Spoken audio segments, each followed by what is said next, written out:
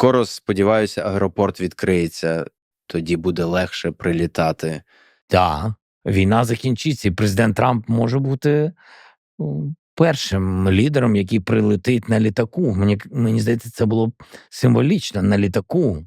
Знову ж таки, 25 січня, ось приблизно тоді, так? Прилетіти Air Force зустріти.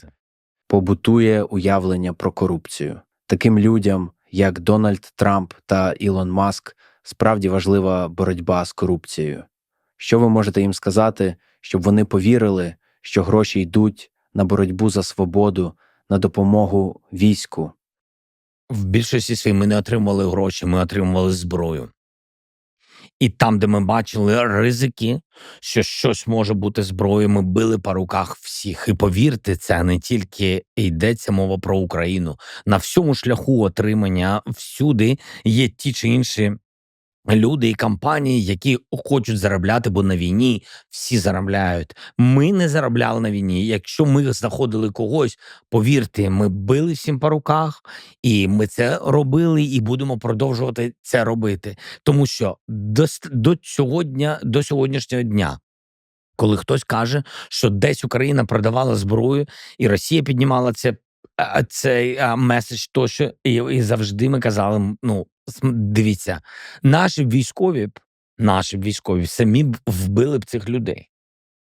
Знаєте, вибачте, без суда і слідства, тому що нам не вистачає зброї на фронті, а хтось може там вагонами щось продавати. І потрібні тоді докази, тому що коли цього дуже багато такої інформації з'являється, то довіру ти втрачаєш. І ви праві, люди слухають ті чи інші засоби масової інформації і бачать, і не вірять, і зневірують, і потім ти втрачаєш цю довіру і втрачаєш допомогу. Тому, повірте, ми боремося більше з дезінформацією, ніж з відповідними випадками. Хоча я все ж таки, ще раз підкреслюю, на різному побутовому рівні все одно якихось такі моменти вони є.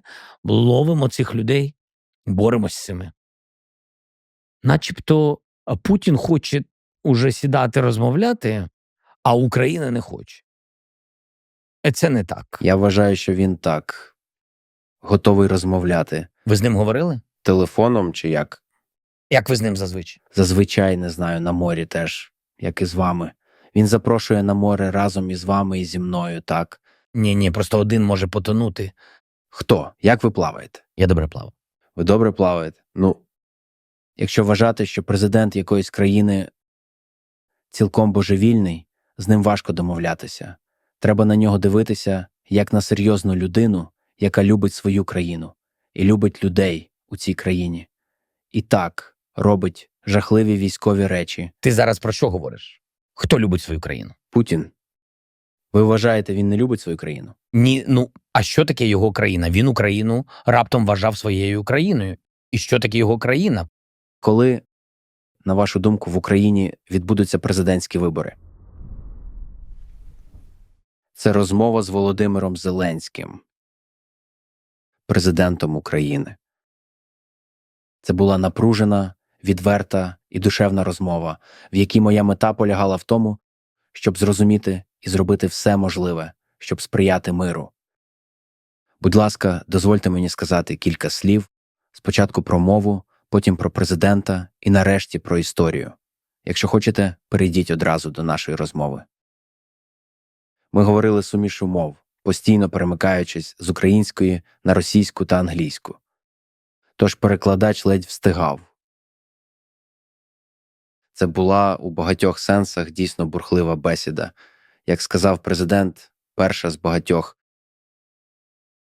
Мова, як і багато іншого в умовах війни, відіграє величезну роль. У нас був вибір – говорити російською, українською або англійською. Президент говорить англійською, але далеко не вільно. А я, на жаль, поки що не говорю українською. Поки ще. Таким чином, російська єдина спільна мова, якою ми обидва вільно володіємо.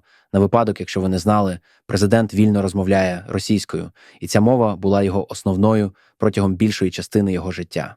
Це мова, якою я теж розмовляю вільно, наскільки я взагалі можу вільно розмовляти будь-якою мовою, як і більша частина населення України.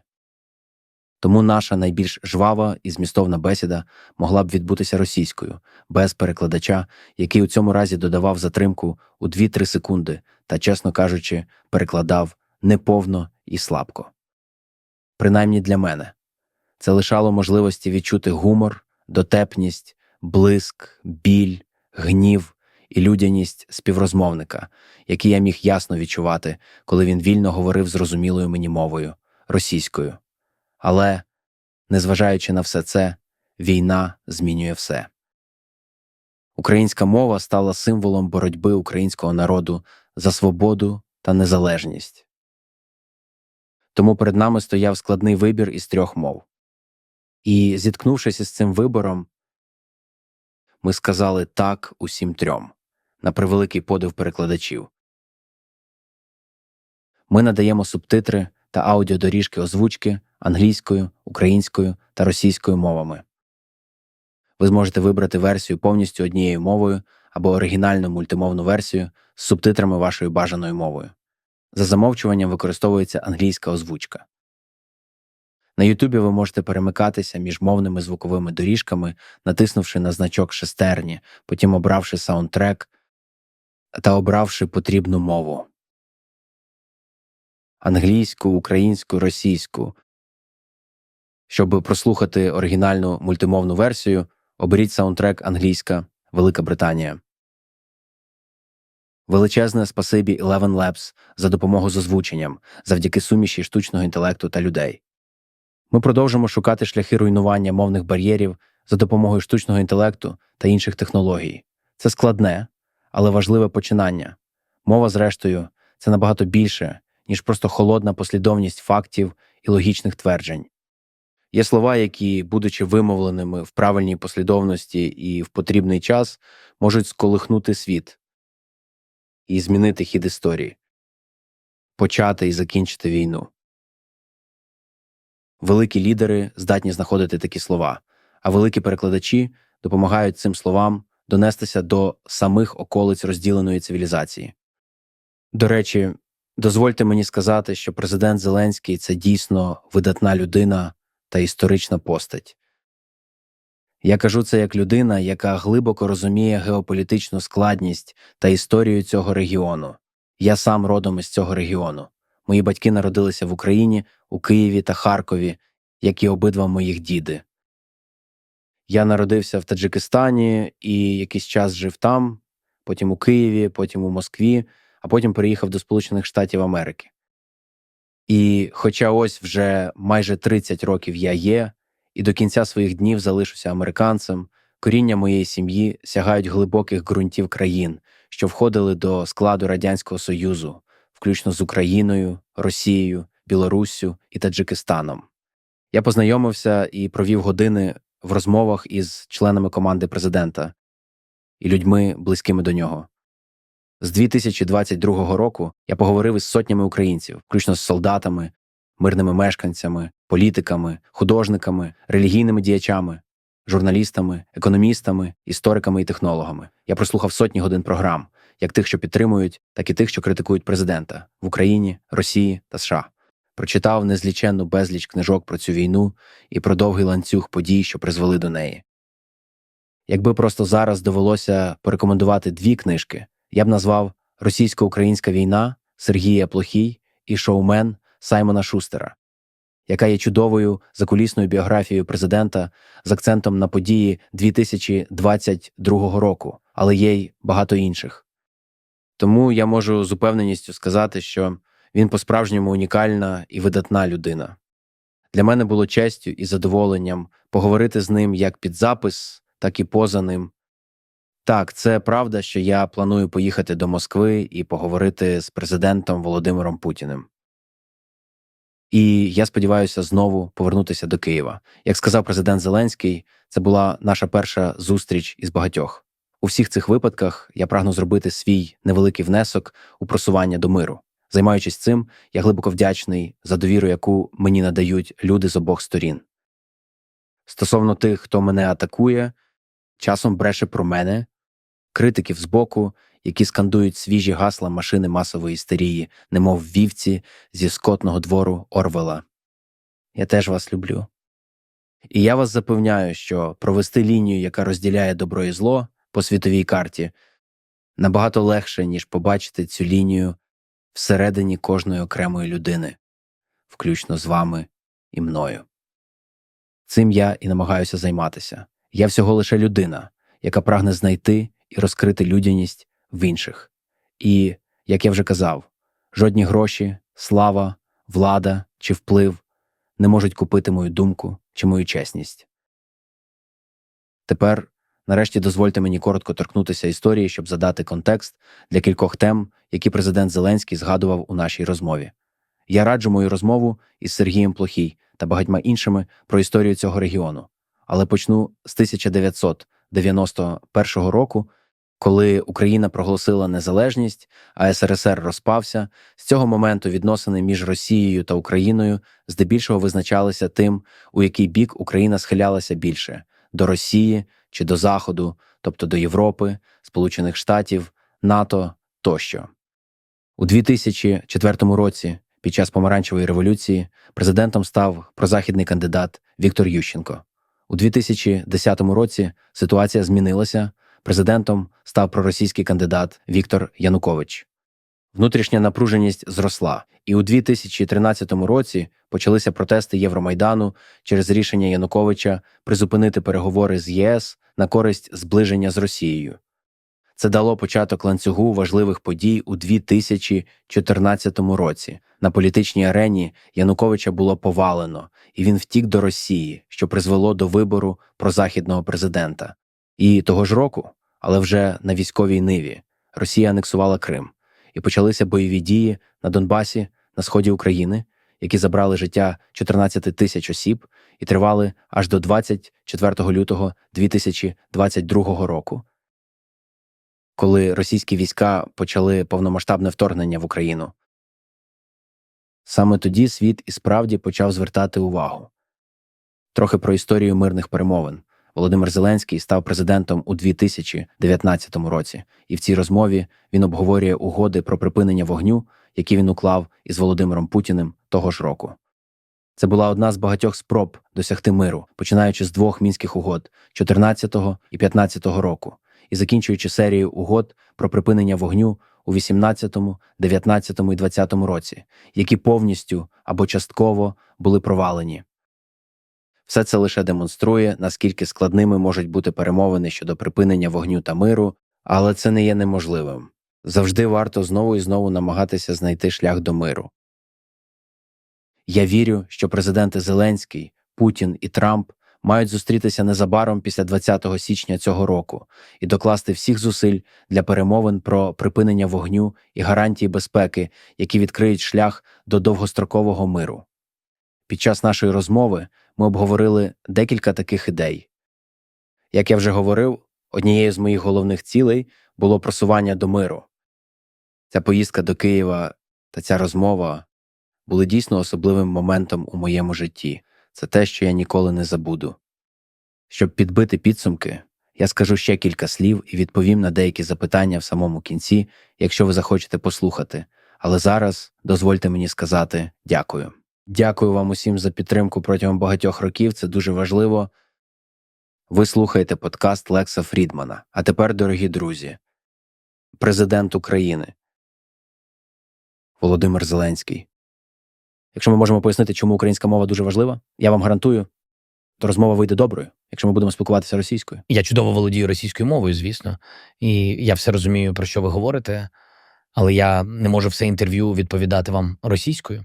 Це з приводу того, що це ось як сьогодні я нічого не вигадую, ви ж сьогодні все бачите. Та й відчуваєте, і чуєте. Сьогодні було 73 ракетних удари по нас, загинули люди. Сьогодні було понад 100 дронів. Так, і це ж щоденна історія. Б'ють люди, які розмовляють російською. Б'ють по людях, яким ще нещодавно розповідали, що вони насправді захищають російськомовних. І тому я не поважаю ні керівника, чи директора сьогоднішньої Росії, ні цей народ. Я просто ось і все. Я не вважаю, що це просто можна ось так робити вигляд, що нічого не відбувається, і давати пас до того, щоб укотре Путін говорив, що ми ж один народ, ми ж, дивіться, однією мовою говоримо тощо. Вони говорять мовою зброї. Це взагалі факт. А ми мирні люди, які хочуть собі захистити і захищають свою свободу і свій людський вибір. Знаєте, я на початку війни звертався до росіян російською. Нуль. Вони німі. Вони не чують, вони не чули. А хтось боїться, а хтось ще щось. Причини різні. Це, знаєте, як людина тоне. А хтось проходить повз, бо не чує, а хтось проходить повз, плаче і боїться врятувати. Це неважливо цій людині, яка тоне. Їй би, щоб хтось допоміг, тому оскільки ці люди глухі і почали окупацію, нібито з захисту російської мови, я щиро їх зневажаю. Тому при всій повазі хотів би давати інтерв'ю українською мовою. Це дуже для мене це важливо. Якщо є якісь моменти, і вам вони потрібні буде, щоб я роз'яснив якісь деталі російською, безумовно, якісь моменти можна, а в цілому ні. Я не впевнений, що ви мене зрозумієте до кінця, при тому, що ви корінням українець, ви громадянин Сполучених Штатів, так? Так. І тому я здивований, що ви не розумієте. Давно вже було. Я розумію, давно вже було. Тим більше, що моменти багато чого змінилось. Багато чого змінилось. Так. Але якщо можна, я вам російською скажу ще раз. Я сподіваюся, що сьогодні так, багато чого змінилося. Росіяни, Володимир Путін почує це сьогодні. Президент Америки Дональд Трамп і американські люди це почують. І взагалі всі це почують. І якою мовою ми розмовляємо. Символічно це важливо, але по-душевному... Для Дональда Трампа? Дональду Трампу Так. важливо? Чи я говоритиму російською, чи Тому ні? що, на жаль, мені боляче, але я не вмію розмовляти українською, тому краса вашого розуму, душі, я їх не відразу бачу. Мені треба почекати 2 секунди, щоб почути це. Чудовий гумор. Історія, я чув, чудова. З англійським перекладом я просто це не буду бачити, але я розумію, це боляче. Ще одна причина, яку, я сподівався, ми можемо показати. Інколи кажуть, що тут в Україні російська мова заборонена. Це неправда. Я ж вам відповідаю. Це неправда. У нас є люди, які говорять російською. Це неправда. У нас сьогодні неповага до російської через росіян. І тільки тому. Коли вони рятували російськомовних, вони вбили російськомовних, дуже багатьох людей, якраз які в більшості своїй на Сході знаходяться. Так? На Сході. Вони жили на Сході. Вони зруйнували їхні оселі. Зруйнували їхнє життя. Це правда. Це не просто риторика, не просто слова, не пусті балачки. У мене немає часу на пусті балачки. Це дуже-дуже важливий і чутливий момент. Повідомлення полягає в тому, що ми не одна нація. Ми не, знаєте, не одна країна. Так, ми різні країни. І я вважаю, що найважливіше – це те, про що ми говоримо. Не те, як ми говоримо, так я вважаю. Ви розумна людина, тож маєте великий досвід у веденні подібних розмов. Тому, думаю, ви мене зрозумієте. І так чи інакше, думаю, Дональду Трампу буде набагато краще почути мою англійську, а не російську. Ваша англійська набагато краща, ніж моя українська. Ви розмовляєте англійською все краще з правда. кожним днем. Я дуже чесна людина, тож я буду дуже чесним з вами. Окей. Ваша українська не найкраща, але ми над цим попрацюємо. Так, у мене багато недоліків, і це один з них. Іноді я можу розмовляти англійською. Наскільки я розумію, ми можемо бути дуже гнучкі. Так? Дуже гнучкі. Іспанська, суахілі. Так, бачите? Там, Хав'єр Мілей має це розуміти, тому... До речі, Хав'єр зрозумів мене без жодних слів. Можливо, це мова любові, Поваги. поваги. Я його поважаю. Так, у нас з ним була чудова розмова. Неймовірно. А можна мені іноді російською, іноді англійською? Так, можете розмовляти будь-якою мовою, і я думаю, що це чудове правило для цієї нашої першої зустрічі. І, як ви сказали, можливо, ми ще зустрінемося в майбутньому. Вдруге і втретє. Це добре. Ви можете питати мовою, яка вам подобається. Я відповім, якою зможу. Ну, ви говорите, ви хочете в якийсь момент на море піти. Ми наступного разу давайте зустрінемося на морі. Із задоволенням. Наступного разу було б краще зустрітися біля нашого українського Чорного або Азовського моря. Я багато міст в Україні відвідав, але жодного разу не був в Одесі.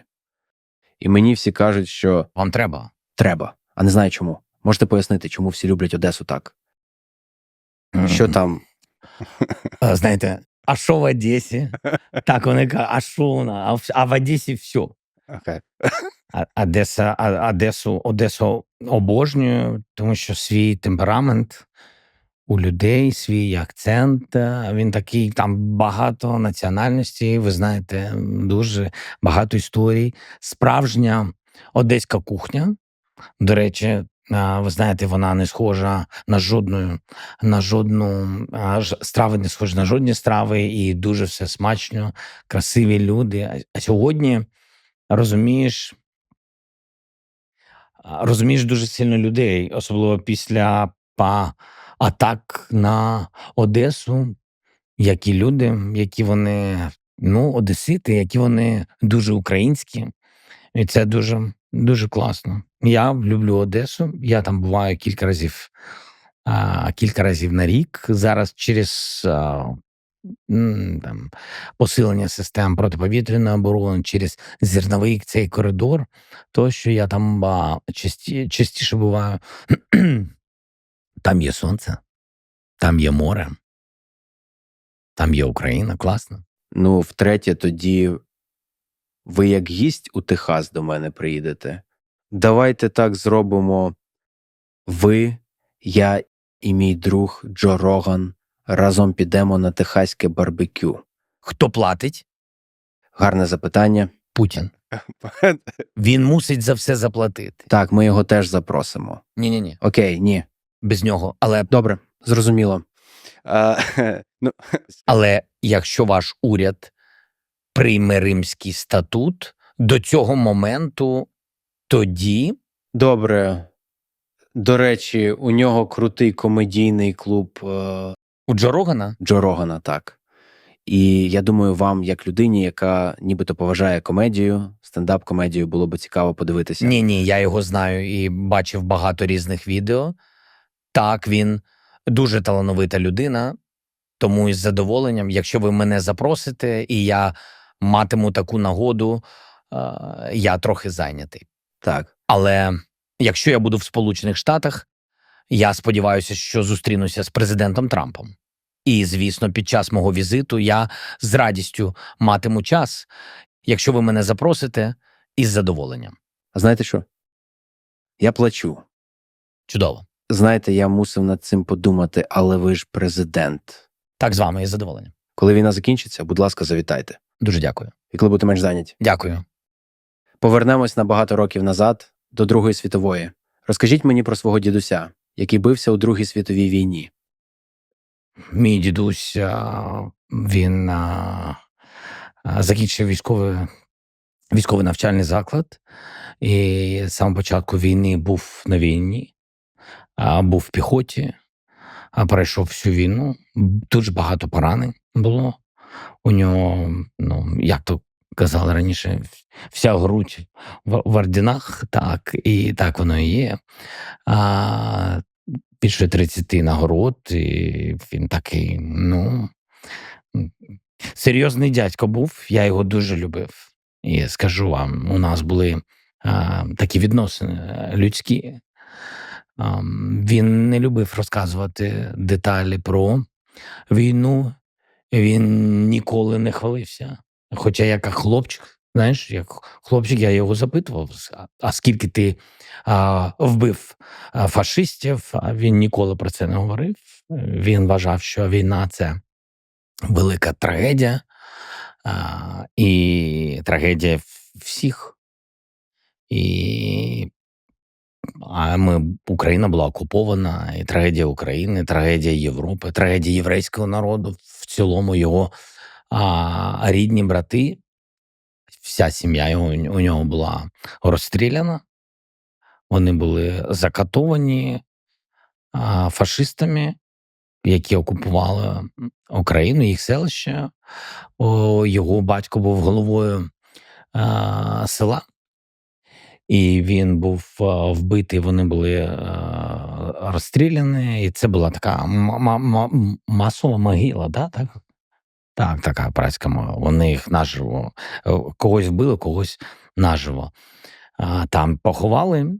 Його 4 брата, вони всі пішли на війну. Як тільки війна почалась, вони всі були на війні. Він єдиний, він був з військовою освітою, а вони всі загинули на війні. Він один повернувся, у нього нікого не було, він один повернувся і знайшов мою бабусю, свою майбутню дружину, а вона керувала, як це називалось тоді, я не знаю, зараз немає такого, дєдприйомник, так? Ну, це там, де діти-сироти. Діти, у яких немає батьків, діти війни, так? І вона керувала також цією домівкою. Складні діти, так казали, складні хлопці, розуміли, які пройшли війну, діточки, які пройшли війну без батьків, бачили, як їх батьків вбили. І так вони познайомились, тому що такі складні діти, вони ж, була по-різному себе вели. І хтось щось там мог вкрасти, тощо. Там було дуже багато в дітприйомнику дітей. Так. І так познайомилися з дідусем. Я його дуже любив. І я думаю, що мій би дід, чесно кажучи, ніколи б не повірив, що можливо ця війна. Просто ніколи б не повірив. Тому що він після війни працював в міліції, а він був полковником, все своє життя працював в кримінальному розшуку, все життя воював з бандитами. Після Другої світової війни, так, і все життя воював за справедливість. Я так вважаю. Я вважаю, і ми всі жили в одній квартирі, і навіть після його смерті я жив разом з 2 своїми бабусями, і з батьки, 2 бабусі жили, які обидві залишились без своїх чоловіків. Обидва померли. Звичайна сім'я. Звичайна сім'я, яка жила як в ті роки, в радянські роки, і після радянських, 90-ті роки. Ми жили в одній квартирі, всі разом. Що тут ще раз кажеш? Але мені здається, найголовніше було це цінності, повага. І дали мені освіту. Батьки дали мені освіту. Грошей, квартир мені ніхто не залишив. Так що ніякої спадщини у мене немає. Я вважаю, що наша спадщина, вся вона тут, і в серці, і в голові. Я так думаю.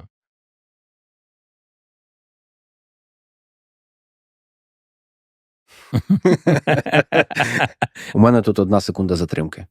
Вибачте, будь ласка, якщо ви пожартуєте, а я буду сміятися приблизно через 1, 2, 3 секунди після цього. Є затримка. Так, звичайна родина, але незвичайний час. Друга світова війна. Друга світова війна. Ось щодо масових поховань, я вчора був у Бабиному Яру. Багато членів моєї родини там загинуло. В такі моменти це місце нагадує про рідкісну історичну серйозність цього моменту Другої світової війни. І я завжди, коли був молодим, пам'ятав ось цю пісню. 22 червня, рівно о 4 годині Київ бомбили. Нам оголосили, що почалася війна. Я завжди думав, як це буде відчуватися, коли проживаєш момент, коли все змінилося. Шлях людства змінився повністю, ось за 1 хвилину. І можете сказати щодо цього. Зараз, після вторгнення 22-го року, як ви Другу світову війну розумієте зараз? Після того, як зараз ви побачили все, що ви побачили? Ну, по-перше, війна реально почалась раніше. Вона прийшла до нас сюди, в Україну. Прийшла і Київ бомбілі, те, що ви процитували. До цього війна вже почалась. І я думаю, я сприймав початок війни у нас повномасштабної. Ну, думаю, так само, я маю на увазі, що ти не розумієш, чому ніхто не хоче почути, побачити історію і проаналізувати її. Війна, народження фашизму, нацизму, народження Гітлера, Геббельса і всієї цієї команди, яка була пов'язана, до речі, не тільки однією партією, однією країною на той час. Тобто це ж, в принципі, така хвиля ненависті, хвиля одна раса над усіма. Такий, в принципі, фактично вони будували теорію і побудували її, так, захопивши потім Європу. Вони побудували теорію однієї нації, однієї раси, одного світу, їх світу. Безумовно, безглузда ідея, абсолютно, але вона радикалізувалася за роки і отримала навіть підтримку одного міра. І, в принципі, руський мір,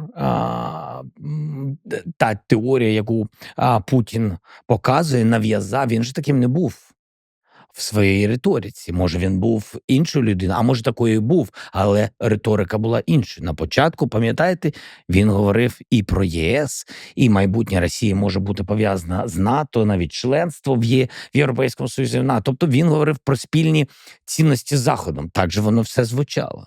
І треба ще звернути увагу на Гітлера, який був реальним до радикальної думки щодо поглощення всього світу. Він реально були відповідні кроки, і всі вважали, що він підіймає економіку, і по факту він робив якісь кроки, але це страшна людина. Це не виправдовує будь-які його кроки, не виправдовує його майбутні кроки. І тому ми не можемо дивитись на Другу світову війну, тому що вона почалась в 39-му році, вона не почалась в 41-му. Ми повинні робити висновки, з чого починалось.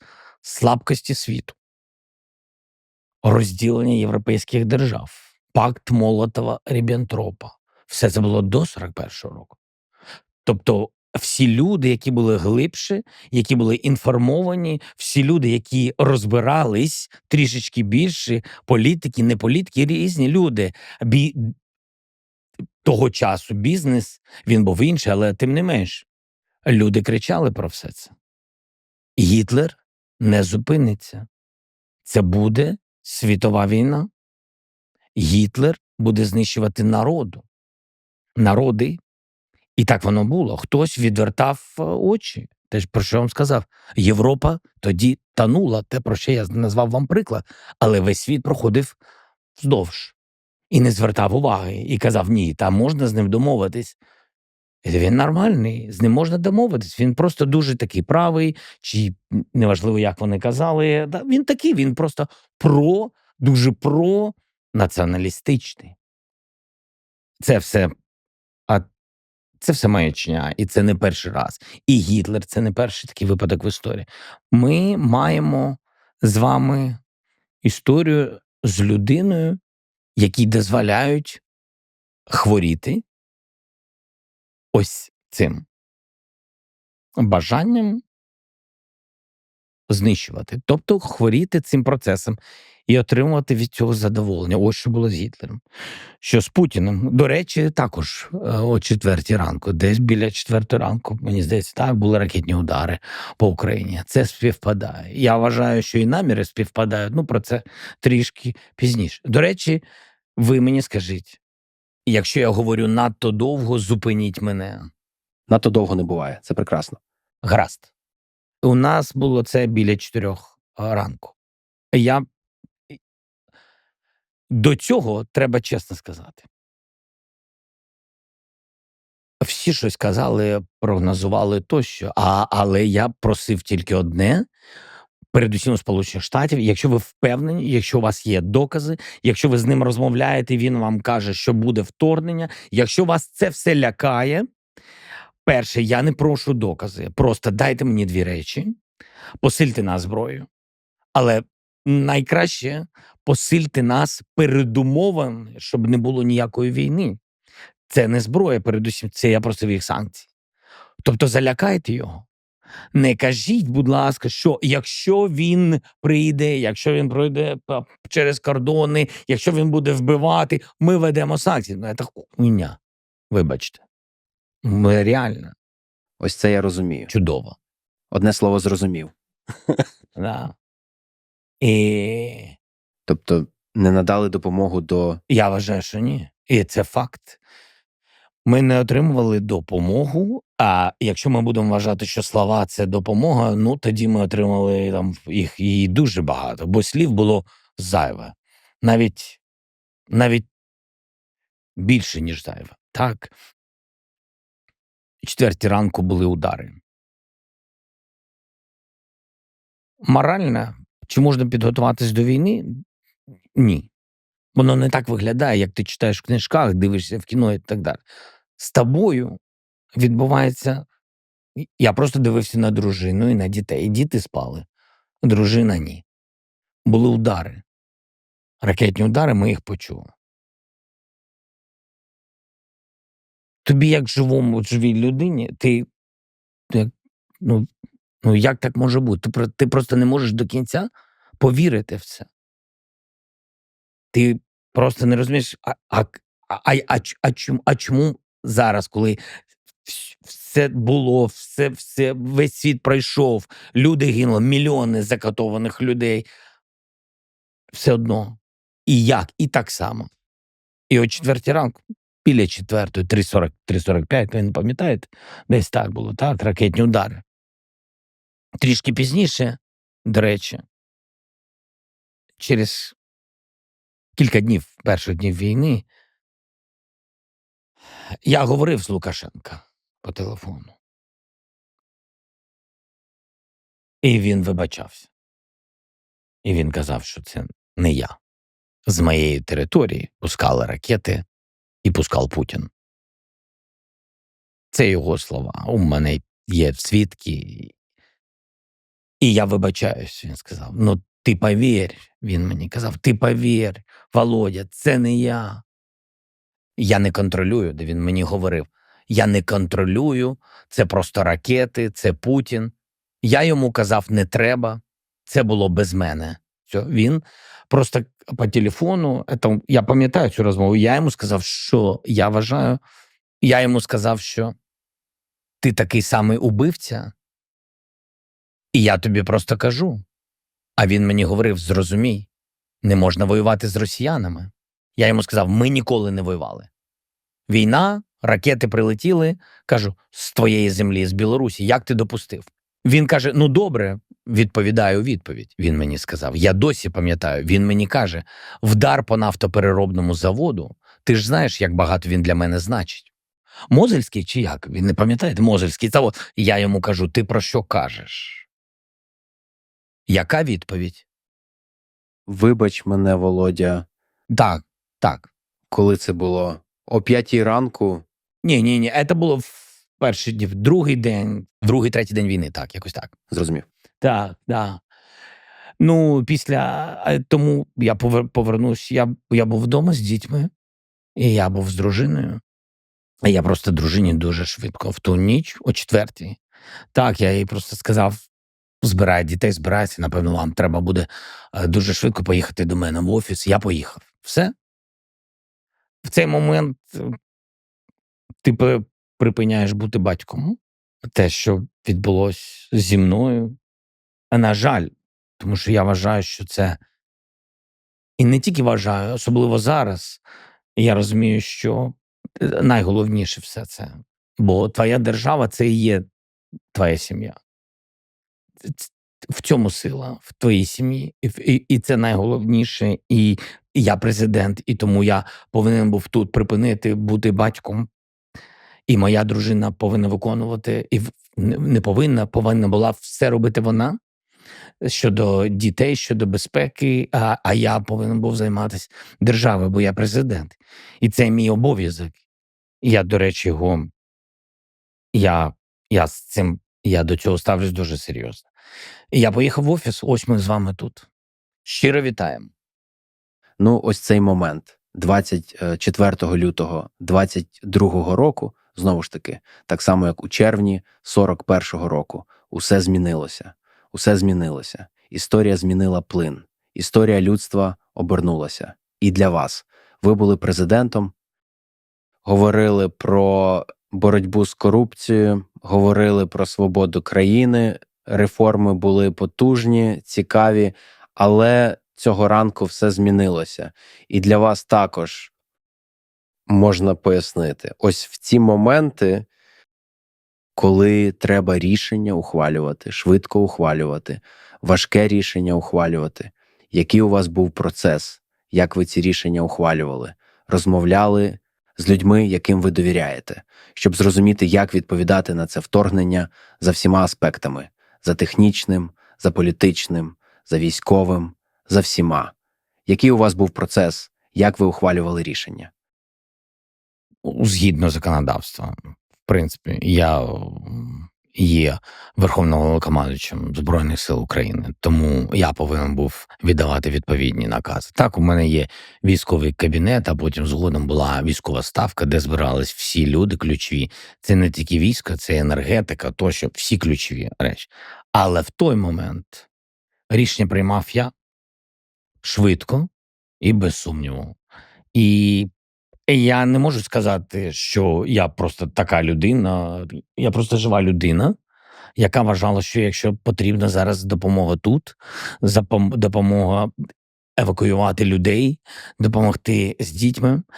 Кілька міст були заблоковані. Я думав тільки про те, як продукти харчування туди доставляти. І впродовж доби ми багато всього робили, хоча розуміли, що вони, в принципі, окупували частину нашої держави. І роздавалася зброя людям.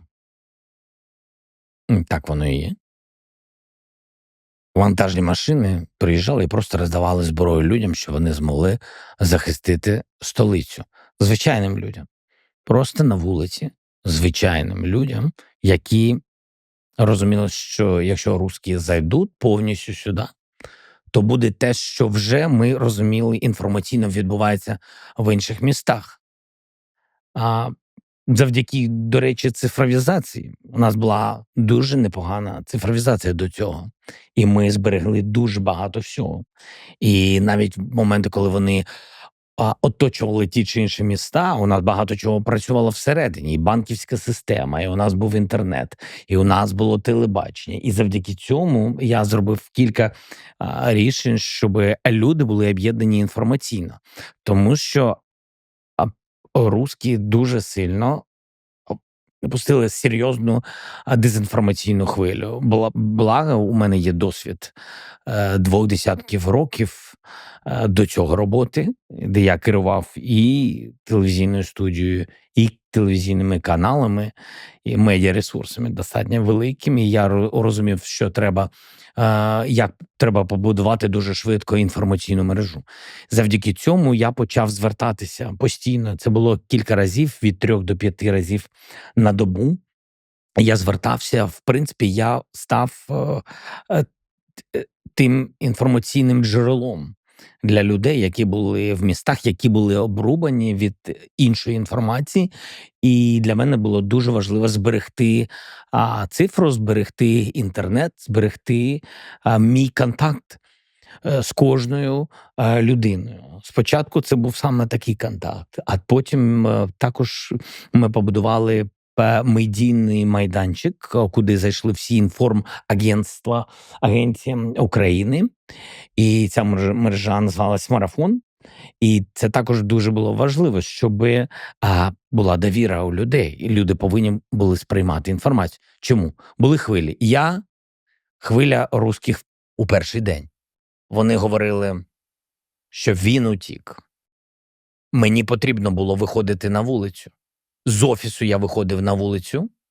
Обов'язково, тому що я показував, що це не хромакей. Ти розумієш, що це не підкладка, не якась цифрова історія, а це вулиця. Тобто я робив такі речі. Потім я торкався різних предметів. Це зараз хтось думає, що це дрібниці, але насправді я показував, що я перебуваю у реальному просторі.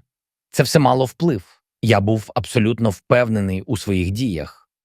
І такі контакти, кілька контактів. І я ось тут, я говорив із росіянами, я звертався до росіян. Я дійсно, вже потім я зібрав, це ж у перший же день я покликав усіх журналістів, які тут були, так? Це було в перший день, мені здається. Да, це прямо, це не тут, прес-центр, але це там, ця будівля. І там я спілкувався з журналістами, я просив їх нікуди не діватися, бо нам потрібна була зброя. В цей момент людям роздавали автомати, а для мене журналісти, будь-які інформмайданчики, голоси, і, до речі, були різні журналісти різних країн, які тут були, по суті, заблоковані, так? І я їх дуже просив. А у кого були виходи на русських, на білорусів, на казахів, які всі розуміли контакти, такі ж інформаційні.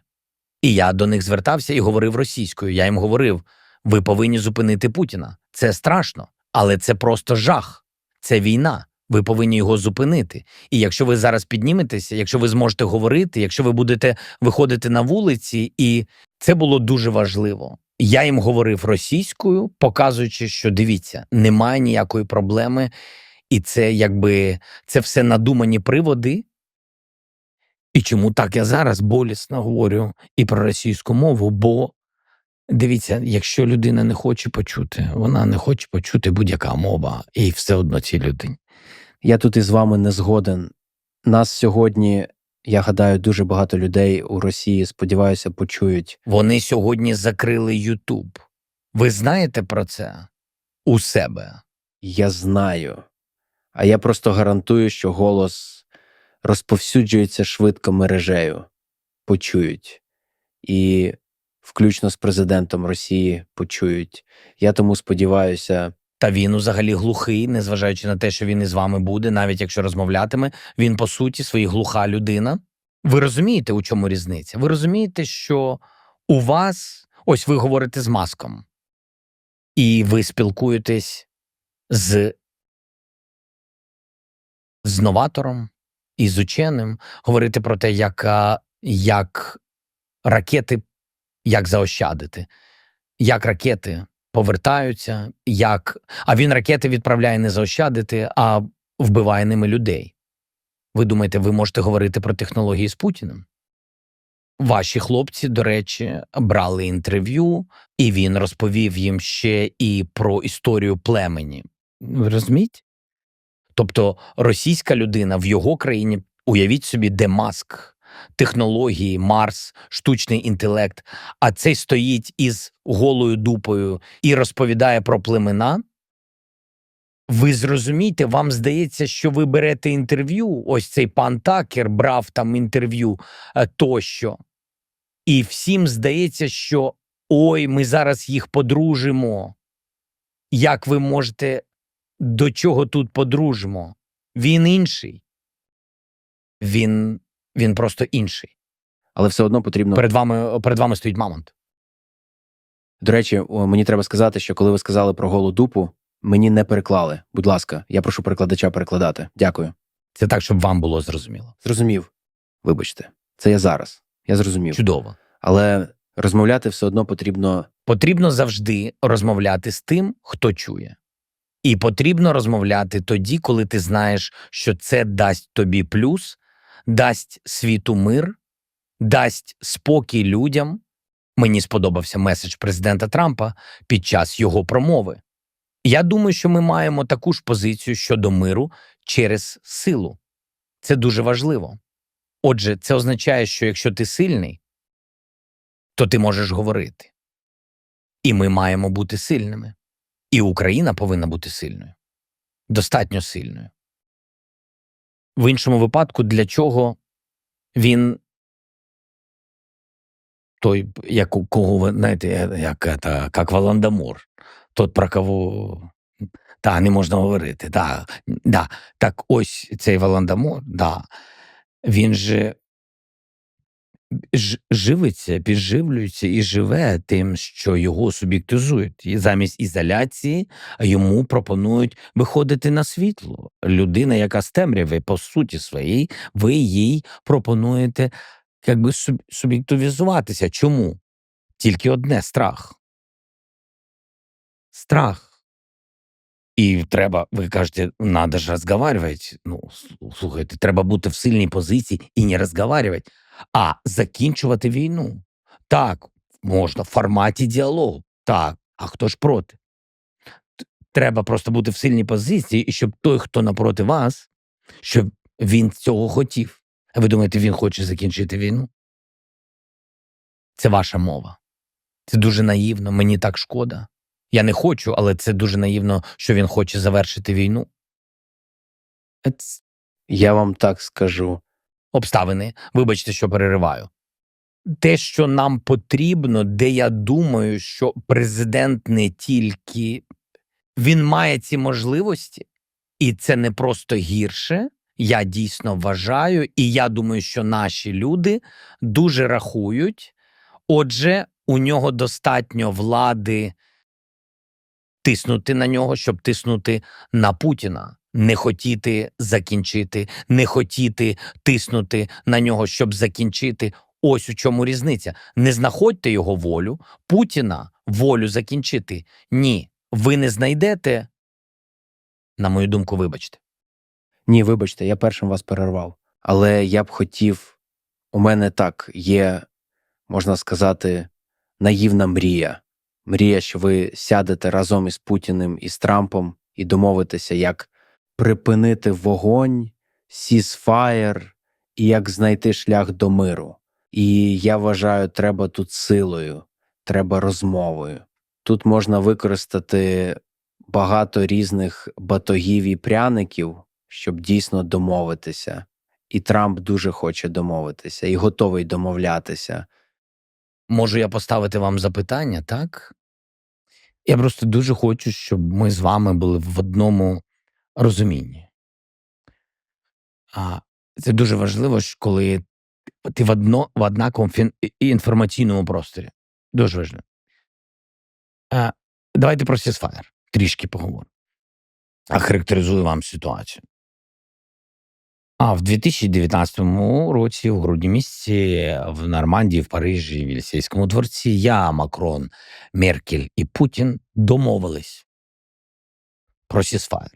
Це, до речі, слабкість того формату, що не було Сполучених Штатів Америки. Про це, чому їх не було, окремо можемо поговорити. Це історія в цілому про гарантії безпеки, про позицію Німеччини тощо. Але трішки пізніше, якщо захочете.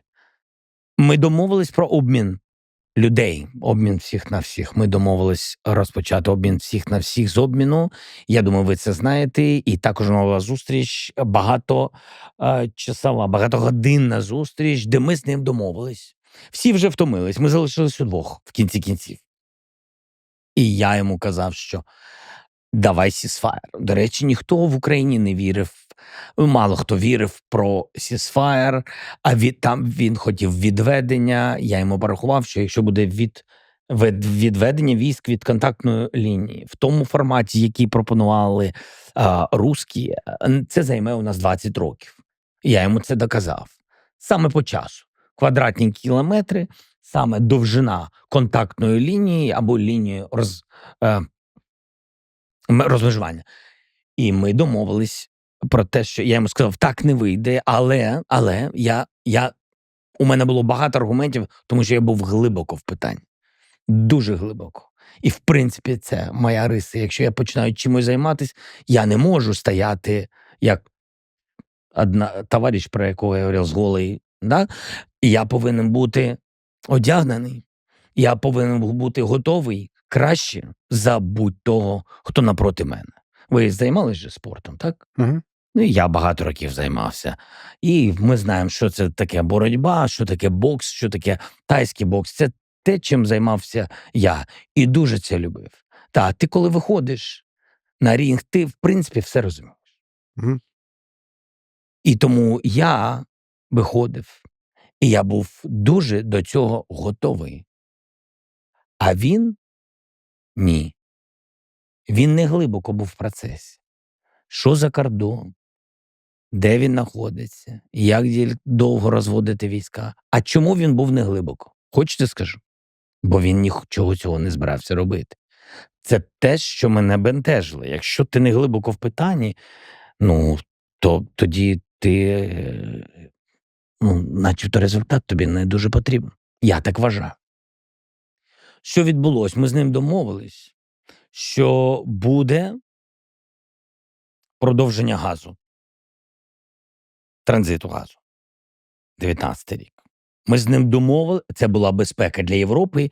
Меркель мене дуже просила про це, і це було дуже важливо для Німеччини. Ми з ним домовились, буде. Друге, ми з ним домовились, для нього це були просто гроші. А друге, ми з ним домовились про обмін. Для мене це було найголовніше. Для них був газ, для мене люди, і це факт, бо я хотів цю гуманітарну мати перевагу для того, щоб далі були наступні зустрічі, які привели б до сталого миру. І третє – припинення вогню. Припинення вогню. Те, про що ви говорили, що відбулося? Контракт був підписаний, газовий, бо це йому потрібно. І в цьому, до речі, він всі деталі знав. Щодо обміну, ми зробили перший крок і обміняли людей. Щодо ceasefire, вони почали нас вбивати через десь місяць. Я подзвонив йому. І я йому сказав, що ми ж домовились про ceasefire. У нас же є, це ж не папірець в туалеті, так, це серйозна історія, начебто, так, Меркель, серйозна ж, Макрон, ти, я, ми ж домовились ceasefire, це ж важливо. Не на Новий рік, бо всі тоді раділи на Новий рік. Як зараз там різдвяне пропонують. Приблизно та сама. Тобто такий ceasefire, знаєш, на 2-3 дні, щоб тобі поаплодували. Але це ж не спектакль, і це не театр, життя людей. І ось що відбулося. Після цього я дзвонив йому ще кілька разів. Мені здається, в мене було всього 2 чи 3 дзвонка йому. Я його просив про ceasefire, він мені казав, не може бути. І ми зараз розберемось. А люди з окупованої території, русські і сепаратисти, вони там всі разом були. Вони продовжували стріляти і вбивати наших людей. Так, фронт стояв на місці. Але вони вбивали людей.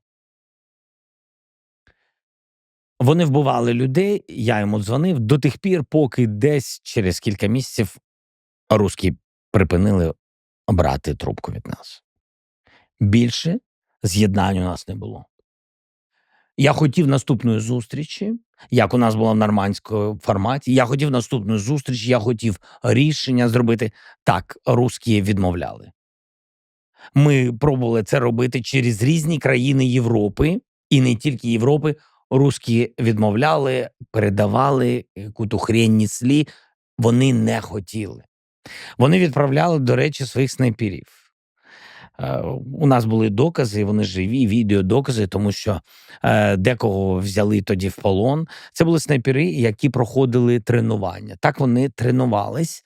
Потім ці снайпери працювали в Сірії і в Африці. Це в цілому вони тренувались у нас на сході нашої держави. Ці снайпери. Жива мішень це наші українці. Вони з тієї сторони вони стріляли, вбивали людей, жінок, людей, дітей. Вони стріляли. Це було полювання. До речі, все по тому ж рускоязичному регіону, про який він так говорить, що всі на сході рускоязичні, вони саме там і стріляли. Там, де зараз найнапруженіша ситуація. Вони вбивали людей. Ми передавали інформацію, ми передавали фотографії, ми передавали в ООН, не всюди. Ми працювали дуже багато, наполегливо. Я з усіма зустрічався. Але хто тоді помічав Україну? Так, не сильно помічали. На Крим, що він окупований незаконно, також не дуже звертали увагу. І, якщо чесно, Сполучені Штати Америки також. Всі трішки замовчували все це питання. І так воно і було до повномасштабної війни. І так воно було. Так ось про Сісфаєр я хочу вам поставити запитання. Сьогодні на території, наприклад, Маріуполь. І в Маріуполі, і це журналісти американські, українські, вам всі скажуть, хто мав контакти, хто має контакти з маріупольцями, і хто звідти біг в останні хвилини окупації, або після окупації, хто зміг виїхати. І там і Чернов серед них, який Оскар там отримав. І ці журналісти після того, як вони виїхали з Маріуполя, вони сюди. У нас була, до речі, розмова.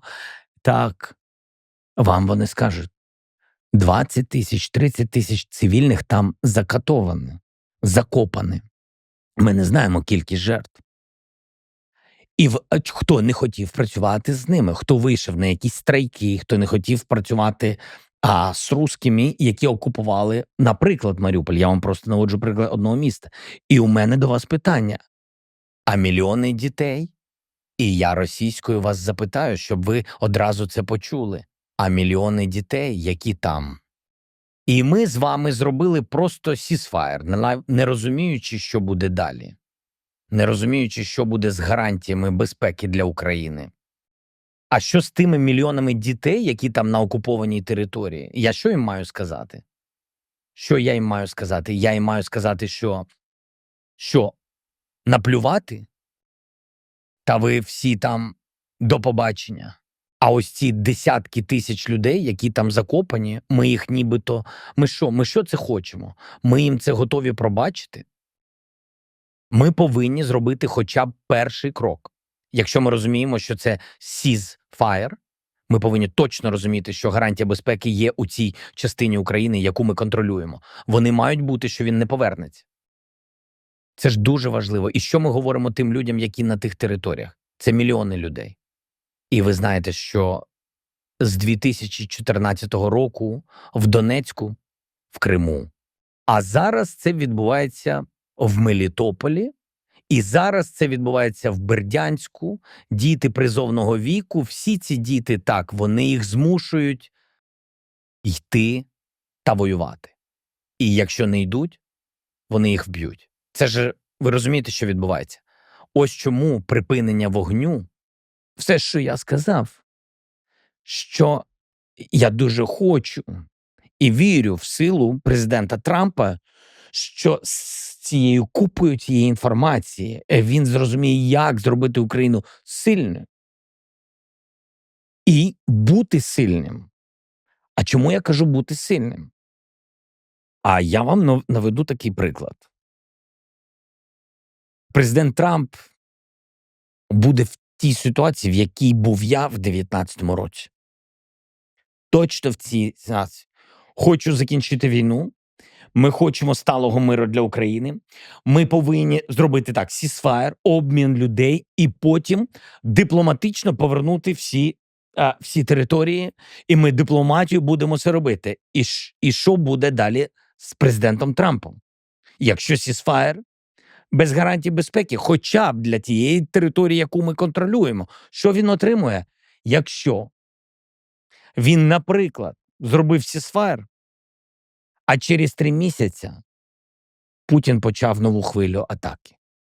Як буде виглядати Трамп? Як буде виглядати Україна? Як буде все виглядати? Просто почни. А чому Путін почне? Тому що він боїться сьогодні Трампа. І як тільки Трамп дасть, for example, піде на ceasefire без серйозних гарантій безпеки для України, він дасть пас Путіну. Не те, що він цього хоче. Ні, він цього не хоче. Я йому вірю в те, що він говорить. Але він дасть йому пас можливості Путіна, тому що в башке у Путіна рассорить меня з Трампом. В башке у Путіна закінчити окупацію нашої території. Це все є в його хворій голові. Абсолютно я в цьому впевнений. Тому я вам і сказав, не чекайте на бажання Путіна. Змушуйте його, що він повинен це зробити, щоб зупинити війну. Це важливо. Важливо сказати все, що сказали щодо дітей. Трагедія. Війна – це пекло. Але треба знайти шлях до миру. Він є. Який? До припинення вогню. Сильна Україна. Сильна позиція України? Так. Ми можемо поговорити про це з Трампом. На мою думку, можна говорити про гарантії безпеки. Але як швидкий крок? НАТО швидкий крок. Для початку так, я розумію. Я розумію почуття Трампа. Я його почув. Так, він, звісно, думає про це. Але в будь-якому разі, так, НАТО – це означає сильні гарантії безпеки для всіх людей, для нас. Частина гарантій безпеки. Друга частина – це пакет зброї. Ми не будемо її використовувати. Якщо ceasefire буде працювати, ніхто не буде використовувати зброю. Для чого? Але вона повинна залишитися. Не так, як це було раніше, при всій повазі до Сполучених Штатів та до адміністрації. Але я не хочу, щоб ситуація повторилася, як це було з Байденом. Я прошу, будь ласка, санкції зараз. Зброя зараз. І тоді побачимо, чи почнуть вони. Звичайно, ми будемо раді, якщо ви дасте нам ще більше і будете разом з нами пліч-опліч. Так, звісно, це правильно, але це зовсім інше, коли у вас є зброя. Путін не міг би окупувати таку велику територію, що нам було б дуже важко витіснити його. Так, але раніше у нас її не було. І це та ж ситуація, вона може бути такою ж. Я просто ділюся цим з вами. Як я вже казав на самому початку, я хочу бути дуже чесним з вами та вашою аудиторією. Так, це правда. Якщо ми не матимемо гарантій безпеки, то Путін прийде знову. Щоб чітко сказати, ви маєте на увазі ось одна ідея. Я б вам хотів запропонувати інші ідеї. Але, скажімо, ось цю чітку ідею, що в НАТО взяти Україну мінус Луганськ, Донецьк, Запоріжжя, Херсонську область і Крим. Законодавчо, щоб вам було зрозуміло, законодавче запрошення. Запрошення до НАТО робиться Україні. І ми не визнаємо всі інші території України. Але НАТО може діяти на частині, що контролюється Україною. Про це можна домовитися? Я впевнений.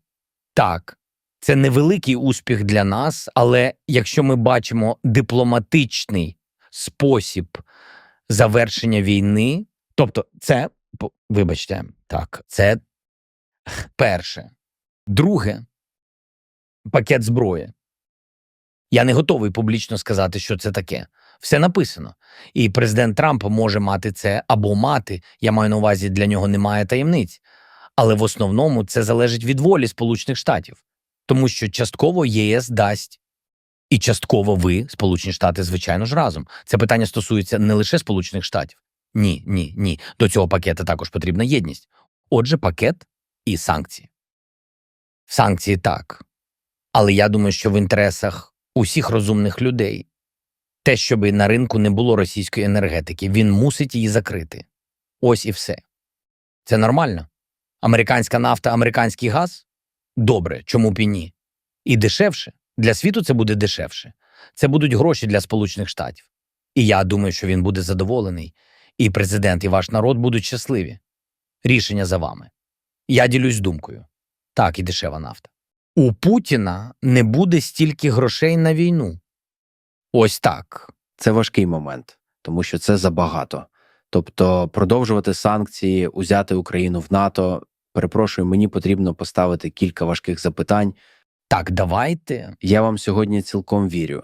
Вас поважають в Америці, люблять в Америці. Трамп вас поважає. Любіть? Ні, я не хотів. Ви сказали, ви мене виправили. Я сказав, що ви любите Хав'єра Мілея.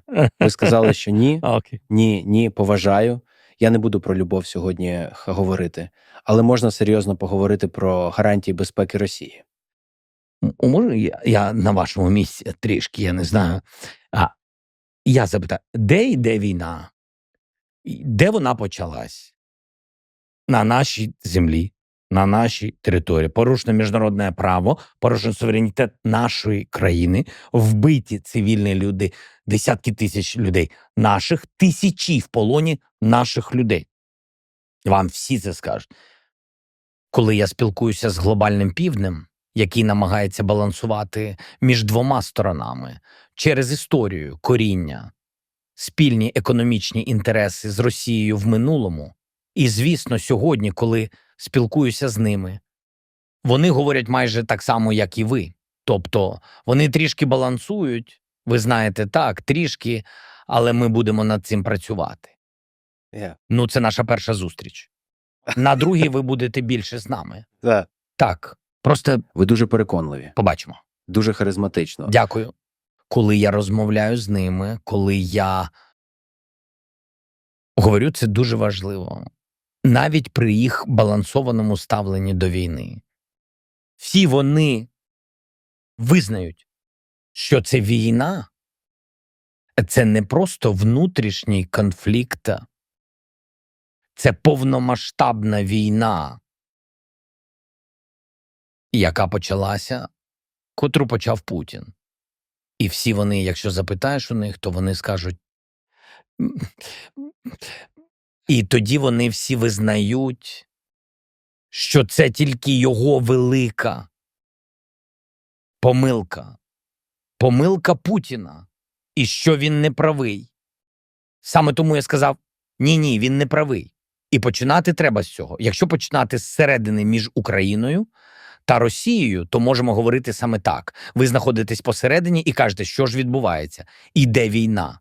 А де вона йде? Це не така війна, коли Наполеон воює проти когось десь у центрі Європи. Ні, це не десь посередині планети. Це не планета, це відбувається конкретно на нашій землі. Так що одна країна з однією армією, з однієї людини прийшла до іншої.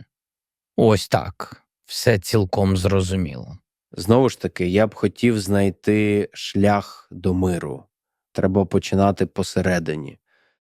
Як і інші, ви дуже розумна людина і... У вас російська теж не дуже, бачите? А я вам сказав, що це тільки перша зустріч. А то в мене англійська теж не дуже. Англійська у вас дуже файна. Дякую. Ні, чесно, не вмію розмовляти взагалі. Але є інші ідеї. Наприклад, перепрошую, божевільно звучить, але взяти обох – і Україну, і Росію в НАТО. Сам він говорив про Росію, можливо, про НАТО. Це ви зараз дуже правильну річ сказали. Які гарантії для Росії? Не тому, що мені взагалі цікаво, що з ними буде. Мені взагалі, чесно кажучи, після закінчення війни взагалі нічого не цікаво, що з ними буде в майбутньому. Так? Але це наші кордони, і ми маємо розуміти, що там відбувається. Так от, гарантії НАТО для України, взагалі-то це гарантії безпеки і для росіян. І чесно, я про це вже говорив багато разів.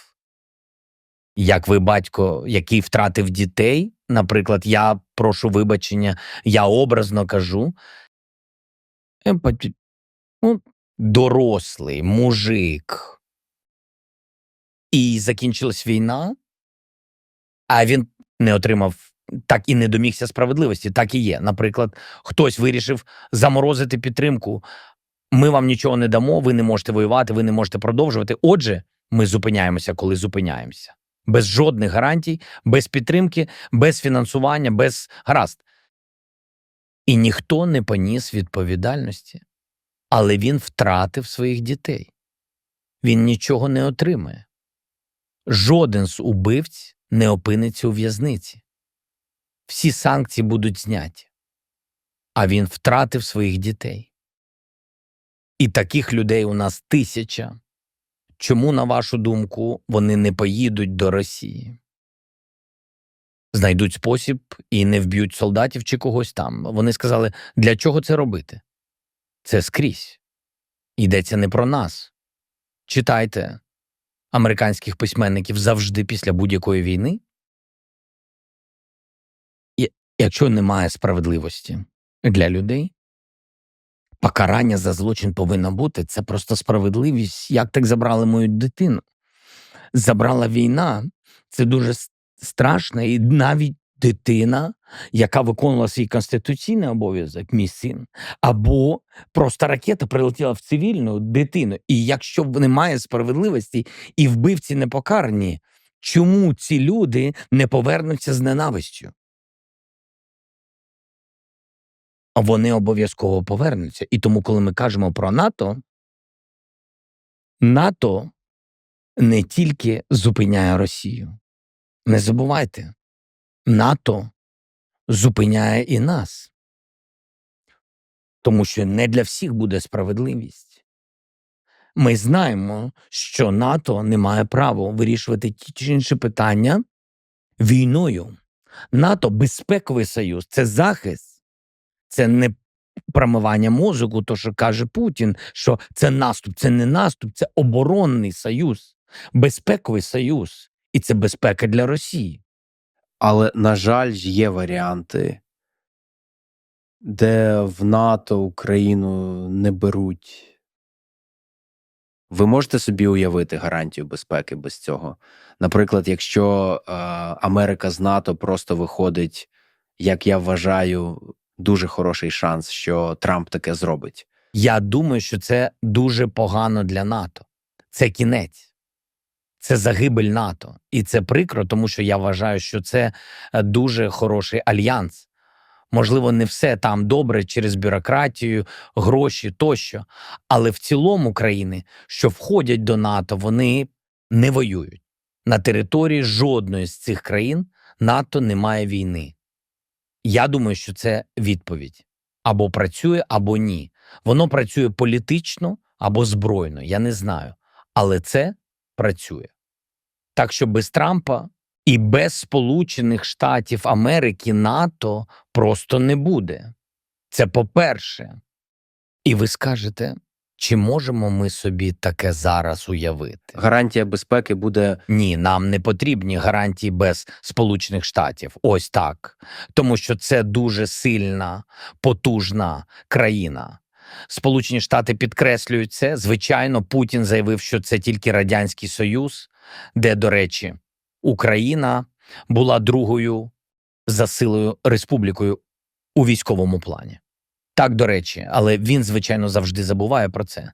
Проте під час Другої світової війни без допомоги Сполучених Штатів, підтримки ваших військ, підтримки вашої промисловості, промислово, військово, без ваших грошей, без ваших людей, Гітлер міг би перемогти.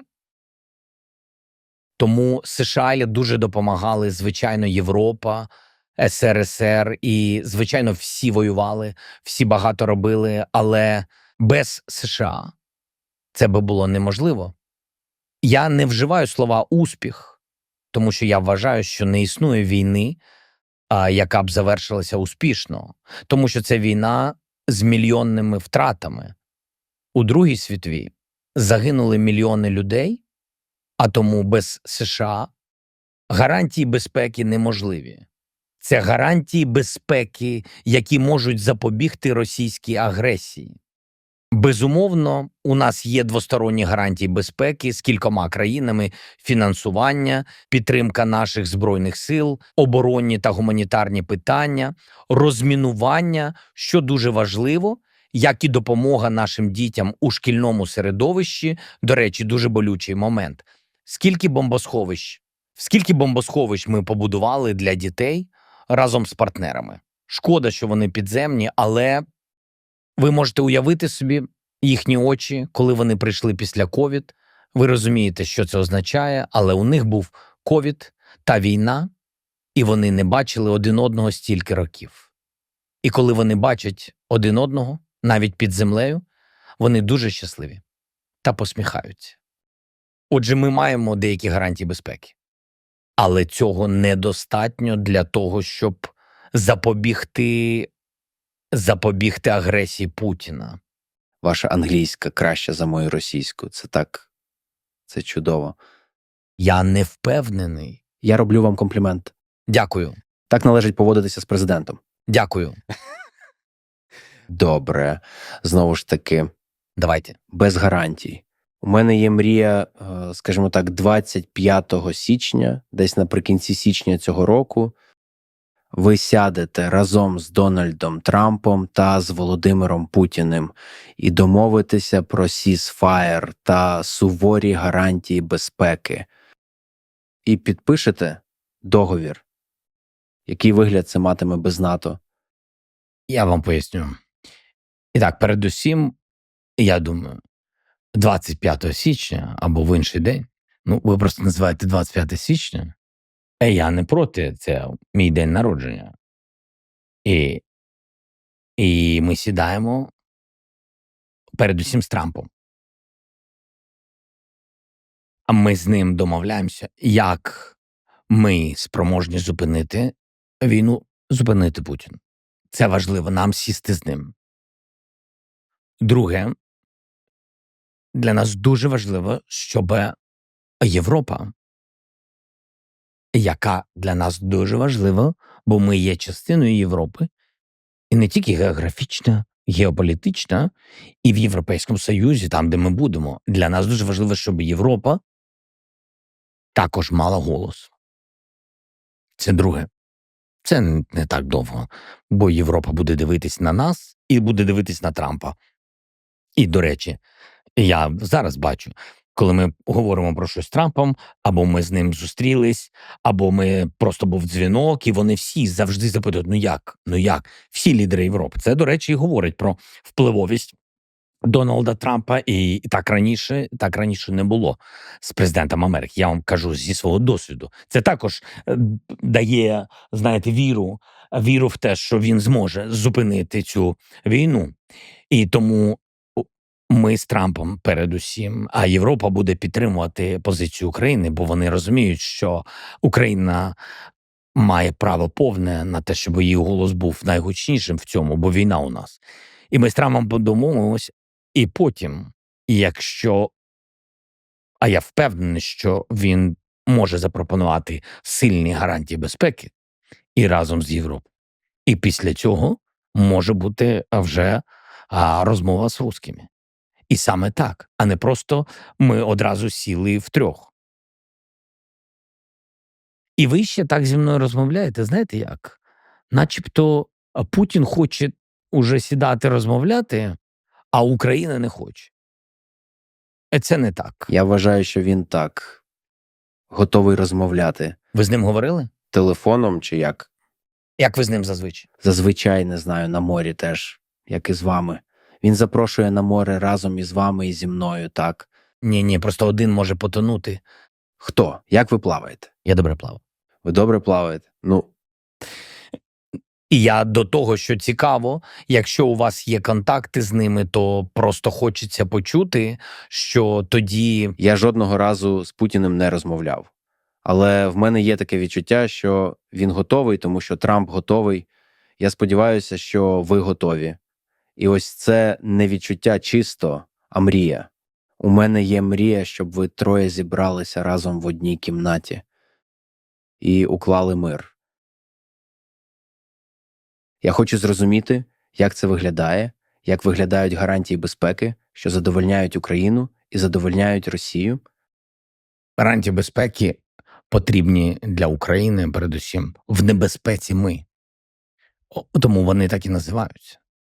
Для мене це не жарт. Давайте зробимо пару кроків назад. Цікаво. Чому гарантії безпеки Сильна позиція України, сильна зброя і так далі так важливі. І я вам зроблю деякий екскурс в історію. Хоча, я думаю, ви готувались і прекрасно все знаєте. Ну, може, поправити мене, це також. Да. Україна мала гарантії безпеки, Будапештський меморандум. Ядерна зброя це гарантії безпеки, які були у України. У України була ядерна зброя. Я не хочу характеризувати це гарно, погано. На сьогодні те, що у нас її немає, це погано. Чому? Бо це є війна. На сьогодні у нас війна, бо бо розв'язали руки ядерній державі. Одна ядерна держава бореться проти нас, проти України і робить те, що вона хоче. До речі, навіть ви зараз говорите про ceasefire. Лише ceasefire може подарувати квіти Путіну, може сказати щиро дякую вам за ці роки, це була файна частина мого життя. Ні, ми просто не готові до цього. Будапештський меморандум, ядерна зброя, те, що у нас було. Україна себе захищала цим. Не значить, що хтось нападав, не значить, що ми б користувались. У нас була ця можливість. Це були наші гарантії безпеки. Чому я кажу про це деталі? Бо якщо ви візьмете Будапештський меморандум, до речі, я говорив про це з президентом Трампом. Ми ще не закінчили цю розмову, ми її продовжимо щодо Будапештського меморандуму. В Будапештському меморандумі були гарантії безпеки для України. Спочатку три найголовніші гарантери безпеки для України. 3 стратегічні друзі і партнери України. Це було в домовленості. Сполучені Штати Америки, Росія, Британія. Франція, Китай доєдналися. Було 5 держав, які це навіть не гарантії безпеки. Це зараз ми розуміємо, що це ніякі не гарантії безпеки. Тому що, з одного боку, це гарантії безпеки, але написано було англійське слово, наскільки я розумію, assurance, що перекладається як запевненість. Так? Запевненість. А російською це буде увірєніє. Тобто віддайте ядерну зброю, тому що тиснули Америка і тиснула Росія, щоб Україна віддала. Ці 2 держави тиснули. Ці 2 держави провели перемовини, щоб у України не було ядерної зброї. Україна погодилась. Це ж найбільші держави, це ж ядерна п'ятірка, яка дає навіть не гарантії безпеки. Зараз просто треба знайти цих людей, просто їх треба було посадити всіх в тюрму, хто, чесно кажучи, все це придумав. Так ось, упевненість, увірєніє, що буде Україна територіально цілісною зі своїм суверенітетом. Був папірець. І якщо вам, до речі, цікаво, що після того, як була окупована частина нашого Донбасу і Криму, Україна відправила 3 рази, мені здається, я не пам'ятаю дипломати, 3 рази впродовж кількох років, відправила листи всім гарантерам безпеки, всім членам Будапештського меморандуму. Що вони відправили? А те, що було написано в папірці. Консультації. Україна проводить консультації, якщо порушена її територіальну цілісність. І всі повинні бути на консультації. Всі повинні приїхати. Всі повинні зустрітися терміново. Америка, Британія, Росія, Франція, Китай.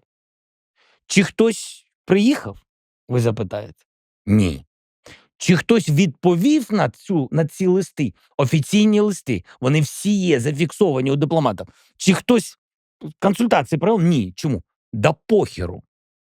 Це ж зрозуміло російською, правильно? От як російською було похеру, так і всім іншим гарантерам безпеки Будапештського меморандуму. Всім було похеру на цю страну, на цих людей, на ці гарантії безпеки тощо. Робимо паузу. Це Будапештський меморандум. Останній раз при мені, уявіть собі, скільки років, при мені в лютому 22-го року. Лютий 22-й рік почалась війна. Вже повномасштабна війна. Відправлені листи на консультації. Ніхто не відповів. Далі робимо паузу з Будапештським меморандумом. Питання просте про Будапештське. Можна цьому довіряти? Ні. Яка б країна з цих 5 не сиділа за столом перемовин, просто папірцю, що, повірте, ми вас врятуємо. Друга. Це ж потяг потяг з макулатурою, з гарантіями безпеки, на якому їде Україна впродовж довгих років. Другий вагон в цьому потязі – Мінські угоди, нормандський формат і Мінські угоди, де було написано, де були підписанти. Тут же Сполучених Штатів Америки не було. Тут, я розумію, був тоді Обама. А наскільки мені відомо, йому просто, я думаю, було нецікаво, а що з Україною і де вона взагалі в цілому, де вона знаходиться. Ну, десь там. Частина чогось. Люди і хай би з цими людьми. То й Америки просто не було. В Мінських угодах. Тут немає претензій до Америки, бо вони не були гарантерами. А де є претензія? Крок назад. 2008 рік. Бухарест. Вже ж всі навчені Будапештським меморандумом. Бухарест. 2008 рік. Бухарест. Буш. Президент Сполучених Штатів. Республіканець. Каже, що Україна повинна бути в НАТО. Це голос республіканців. Перевірте. Україна повинна бути в НАТО. Всі дивляться на Америку завжди. Всі за. Хто проти? Меркель. Так от вона проти. І вона змусила всіх не дати Україні ні запрошення в НАТО, бо це був би крок. Серйозно, республіканці були за, Америка була за. Бо республіканці і Буш нікого не боялись. Нікого не боялись. А вони знали, Україна справедливо хоче в НАТО, вона так обирає. А в чому питання? Люди собі обрали. Ви що? І русські не так посмотрять. Тоді такого не було. Чому? Бо русські були. Інші. Далі Мінський, тільки нас не вийшло. Далі Мінські угоди, як я вам сказав, сотні зустрічей провели. Сотні зустрічей були при мені. З 2019 року ми не могли домовитись про сісфайр. Це наша пропозиція. Це не чиясь пропозиція. Це моя, я б хотів. Я хотів. В Україні суспільство було розділено. Люди не всі хотіли, половина не хотіла, половина проти була, половина була за. Частина кричала «не вірте», частина кричала «повірте». Я президент України, мені дали мандат довіри 70% населення, щоб я робив відповідні кроки. І я їх робив. Це не іграшки, просто ми сядемо втрьох. Я просто вам кажу те, що є. Це, як вам сказати, ці присядки, вони повинні бути серйозними і підготовленими. І готуватись з тими, хто хоче миру. Миру хоче Україна, миру хоче Америка. З Трампом ми повинні сідати. Так і є. 100%. Передусім. Номер 1. Тим більше, що він мені по телефону казав, що мій очікує нашої зустрічі, буде офіційний візит, і мій візит буде першим або один з перших до нього. І для нього ця тема дуже важлива. Я знаю, що у нього є свої питання, американські питання. Я розумію, я чув його програму предвиборчу, але щодо міжнародки, мені здається, наше питання одне з актуальніших для президента Трампа. Тому я дуже вірю, довіряю його словам, і ми, надіюсь, будемо зустрічатись. Нам потрібно підготуватись. У нас є багато планів, на які можна спиратися. І вони є, і вони багатьма країнами підтримують. Але нам потрібен його бачення, Він повинен подивитися всі ці деталі, але його бачення, будь ласка. Бо він може зупинити Путіна, бо Путін його боїться. Факт. Але Трамп – президент демократичної країни. І він не приходить на все життя. Він не Путін. Він не прийде на 25 років. Він прийде на свій термін. Скажіть мені, будь ласка. Наприклад, він прийшов на 4 роки, а на 5-й рік Путін прийшов з війною. Трампу буде легше від цього, що при ньому війни не було, а після нього Україну знищили. А чому знищили? Путін хто угодно, вбивця, хто угодно, но не дурак. Він підготується. Він знає всі помилки. Він розуміє, як ми розбили його армію після початку вторгнення. Він зрозумів, що це не радянська війна і з нами так не вийде. Він підготується. Він пустить все на виробництво зброї. У нього буде дуже багато зброї і буде дуже велика армія. І ви думаєте, що після такого приниження 4 роки не було війни, він не добив нас, він повернеться і буде боротися тільки з нами, тільки з Україною? Він знищить все навколо. А якщо ви кажете, є ризик, що президент Трамп вийде із НАТО, наприклад, це рішення Сполучених Штатів, я просто говорю, якщо вийде, Путін знищить Європу. Порахуйте, яка в Європі армія. І просто я ж не просто так говорю. Порахуйте. Чому Гітлер тоді захопив всю Європу? Майже. Просто порахуйте, згадайте його мільйонні армії. Порахуйте, що в Європі є. Найбільша армія які? У нас найбільша армія. В Європі найбільша українська армія. Друге місце після нас в 4 рази менше нас. Франція? Да, 200 тисяч. Мені здається, у французів десь так, 200 тисяч. А у нас 980. Ось ця дуже потужна коаліція європейських... Це не вистачить. Так, цього не буде достатньо. Але ви розумна людина з безліччю ідей. Партнерство з країнами глобального півдня, Індії, Близького Сходу, Саудівської Аравії, економічне політичне партнерство. Це все захищає. Перш за все розглянемо один приклад. Північна Корея. Подивіться на цей приклад.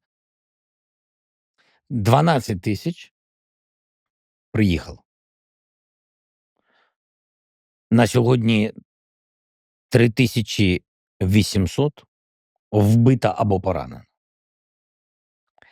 Вони можуть привезти ще 30-40 тисяч.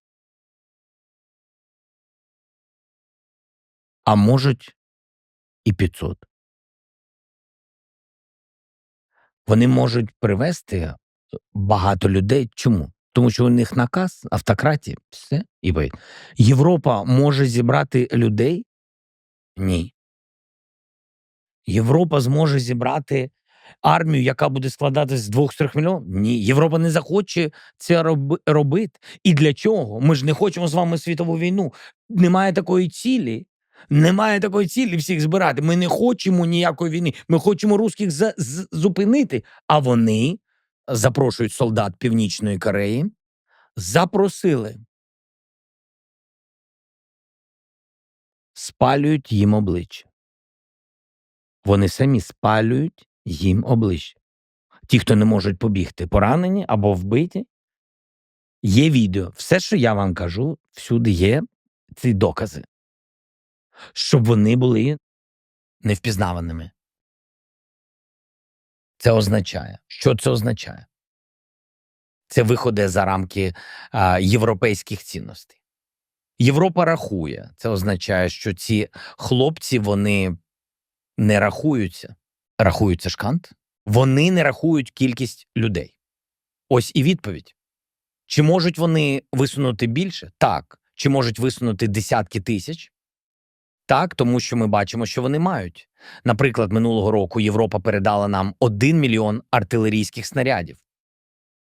Багато ми самі виробляли, але нам дали вони І це була їхня ініціатива. 1 мільйон артилерійських снарядів і 155-го калібру тощо ми виробляли більше. Але Північна Корея дала Путіну 3,7 мільйони. Просто дали. Отже, на сьогодні у нього теж є дефіцит. Що це означає? Що йому потрібно що? Йому потрібен час. Але кількість солдатів і кількість артилерійських снарядів – це ще не все. Як ви сказали, припустимо, що Україні 4 роки буде гарантовано безпеку з Трампом. Ви можете формувати партнерські відносини з Індією та Саудівською Аравією, які забезпечать покарання батіг, наприклад, ціни на нафту, якщо буде ще якась агресія. Ви навіть також можете вибудувати, я зустрічав багато чудових українських IT і тех-фахівців. Ви можете побудувати великі компанії, які формують партнерські відносини з США, партнерські відносини з Китаєм. І це є великим важелем боротьби з агресією, незважаючи на мільйони артилерійських снарядів. І вам не буде потрібен аркуш паперу для захисту. Ах, це ти. Ну, коли ти говориш Англійською? англійською, так. Вам навіть не потрібні відповіді, тому що коли ви тільки що говорили, ви вже відповіли на всі запитання. Перше з них – це те, на даний момент потрібна просто співпраця і дуже багато грошей для військової галузі. В Україні чи в Європі з Індією, Саудівською Аравією і США вам потрібні великі гроші. Тож питання в тому, де ви їх отримаєте. Отже, моя відповідь була адресована Трампу. Я сказав, що це одна з гарантій безпеки. Візьміть 300 мільярдів заморожених російських активів. Ми їх заберемо. Візьмемо гроші, які потрібні для нашого внутрішнього виробництва, і будемо купувати всю зброю в США. Нам не потрібні подарунки від США. Це буде корисно для вашої галузі, для Сполучених Штатів. Ми вкладемо туди гроші. Російські гроші. Не українські, не європейські. Російські гроші. Російські активи. Вони мусять за це заплатити. Ми це поставимо і ми це зробимо. Це одна з гарантій безпеки? Так, звичайно. Бо це військова гарантія. Так. Але потім, по-друге, ви сказали, що ціна енергоносіїв і багато санкцій на продукцію, і російський тіньовий флот тощо. Це друга відповідь, про яку ми говорили раніше. Так, введіть ще більше санкцій проти них. Ще більше санкцій. Все гаразд, але не знімати санкції. Це для вас нормально, але для президента Росії це нормально не буде. Так, але я не думаю, чи це влаштує його. Він все ще вбивця. Я це розумію, але в таких випадках компроміс, на жаль, потрібен, щоб домовлятися.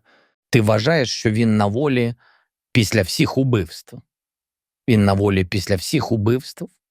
І ніхто у світі не здатен його поставити на місце і посадити до в'язниці. Ти вважаєш, це маленький компроміс?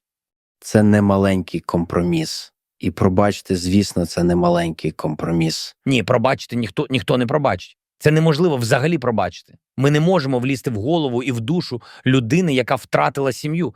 Це я просто ніколи, взагалі ніхто не піде на це. Я не знаю, у тебе є діти? Ні, на жаль, будуть скоро. Дасть Бог, і це найдорожче. І в тебе забрали найдорожче. Хто забрав, перш ніж піти та відвернути йому голову, просто мені цікаво. Ось у тебе забрали дитину, ти будеш питати, а хто це? Тобі скажуть, це ось цей дядько. Ти скажеш, ну все, тоді питань немає. Ні. Ти підеш, бляха, і відвернеш йому голову, і ти будеш справедливий. Чи можна прощати вбивць, тому ти робиш гарантії безпеки? Те, що я тобі сказав. Для тих, хто тут, і що ми контролюємо, і що не буде, і що ті, хто втратили, ми ніколи не забудемо. І питання часу. Але ти, даючи нам НАТО, я просто сказав, це свідчить про те, що за деякий час, усе, що я про це говорив про НАТО, за деякий час Україна не піде на Росію. І Росія не піде на Україну, тому що ти в НАТО.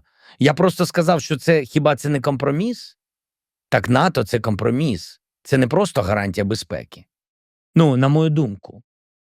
Дивись, коли в Ізраїль летіли ракети, і Ізраїль не є в НАТО, піднялась авіація країн НАТО, ППО працювало. Країн Близького Сходу із різних країн. Ось це все також гарантії безпеки. І, якщо що, Ізраїль має свою ядерну зброю. То навіщо їм НАТО, коли за фактом у них є більше, ніж у НАТО? Авіація Америки, Британії, Франції заступилася. ППО було, я не пам'ятаю, з Йорданії воно було. А? Послухай, так збито було тисячі ракет. Це що? Так, це гарантія безпеки. Просто воно називається не НАТО. Якогось дядю Вову дратує слово НАТО? Проблема у слові. А мені здається, його просто дратують живі люди, які тут ходять. Якщо ви так вважаєте, домовитися важко. Якщо вважати, що президент якоїсь країни цілком божевільний, з ним важко домовлятися. Треба на нього дивитися як на серйозну людину, яка любить свою країну і любить людей у цій країні. І так, робить жахливі військові речі. Ти зараз про що говориш? Хто любить свою країну? Путін. Ви вважаєте, він не любить свою країну? Ні, а що таке його країна? Він Україну раптом вважав своєю країною. І що таке його країна? Поясни. А завтра він скаже Америка. А чеченців не шкода? Вони схожі на росіян? Вони розмовляють російською мовою? Вони, звісно, вчать у школах, як скрізь, де русифікація була. Чеченці хто? Інший народ. Інша віра. Інші люди. Інша мова. Мільйон.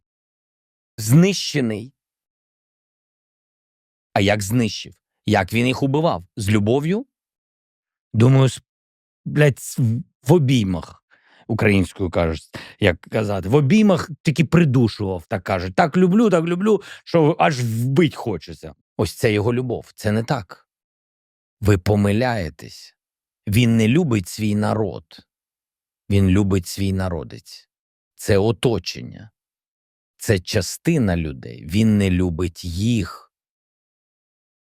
Не можна на чужу землю відправити своїх людей вмирати, знає, що вони будуть вмирати. Дітей. Моїй доньці, моя донька, їй 20 років. Для мене це дитина. Вона вже доросла, безумовно, але вона дитина. Хлопців, яких він відправляє, 18 років. 18 років – це діти. Він їх відправляє. Не фашисты пришли на його землю і треба захищатися. Він прийшов на нашу, і він їх відправив. Чечня відправив. Сирія відправив. Африка відправив. Грузія відправив. Молдова, Придністров'я, це було до нього. Бог з ним, тут без нього обійдемося, йому гріхів вистачить. І тут Україна, найбільша частина. 780 тисяч, 788 тисяч убито або поранено росіян. Він же їх всіх росіянами називає, навіть тих, які російською не вміють говорити у нього там, на території Росії. Усе, що вони поневолили. Так, варяги горді.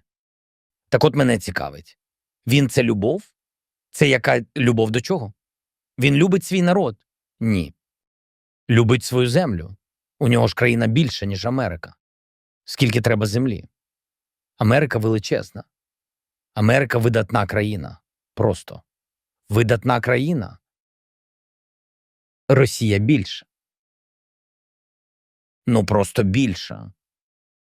Так дайте відповідь собі, чи любить він їх? Що він робить? І що він любить? Ти думаєш, що він був скрізь? У своїй Росії? Та неможливо об'їхати. Він не був скрізь. Просто не був.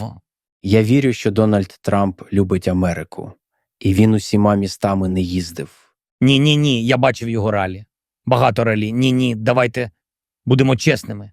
Давайте будемо чесними. Вони у нього були, і я їх бачив, і це дуже важко. Я маю на увазі, йому не 18 років, так? Але він сильний, і це його воля. Усюди, де йде війна. Я впевнений, боронь Боже, щоб її ніколи не було на вашій землі, і я впевнений, що цього не буде, але я впевнений, що якщо у вас у якомусь регіоні виникнуть проблеми, як сказати, землетрус, ураган, у вас все це. Я впевнений, що президент Трамп буде там через день, 2 чи 3 дні. Я не знаю про безпеку цих заходів, але він буде. В іншому випадку, як люди дивитимуться на нього? Так, звісно, він буде. Звичайно. Те ж саме стосується мене. Я не порівнюю себе з ним, я просто так, туди, де людям важко, я мушу приїхати. Наступне питання дуже просте. Регіон Курської області, тамошня операція.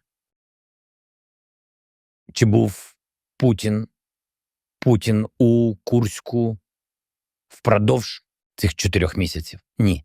Послухайте, я вас дуже поважаю, захоплююся вами з багатьох причин, одна з яких ви залишилися в Києві, а інша – це відвідування фронту, розмови з солдатами на фронті, розмови з людьми по всій Україні. Це викликає величезну повагу. І мало хто говорить, ось у мене була розмова з Такером Карлсоном, наприклад, і я сказав, що ви герой, що залишилися в Києві. А він сказав, він просто зробив те, що повинен був зробити будь-який лідер. Але я вважаю, що недостатньо лідерів роблять те, що повинен робити кожен лідер. Отже, величезна Дякую. повага. І я цілком з вами згоден. Так, лідер має бути на передовій під час війни. Але при цьому Америка вела війни по всьому світі. Війни в Афганістані та Іраку коштували $9 трильйонів і забрали життя понад 1 мільйона людей. Війна – це пекло. І тільки тому, що війна ведеться жахливим способом, це не означає, що лідер не любить свою країну. Але я розумію, про що ви. Я знову повертаюся до своєї мрії. Незважаючи на ненависть, сісти за стіл з Дональдом Трампом та Володимиром Путіним і знайдете шлях до миру. Дозвольте вас запитати, як ви думаєте, буде день, коли українці пробачать російському народу і знову будуть туди-сюди подорожувати? Одружуватися, тобто дружити, буде момент такий в майбутньому. Мені здається, що історія на все це давно відповіла. Я не знаю, як буде у нас, а це буде в майбутньому. Безумовно, історія давно відповіла, і це було після кожної з страшних воєн. Одне покоління, одна країна визнає, що вона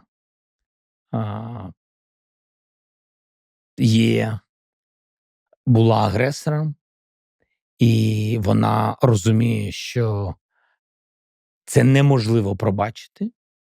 І саме таку освіту сьогодні отримують вже довгі роки в Німеччині, хоча ці діти не до чого.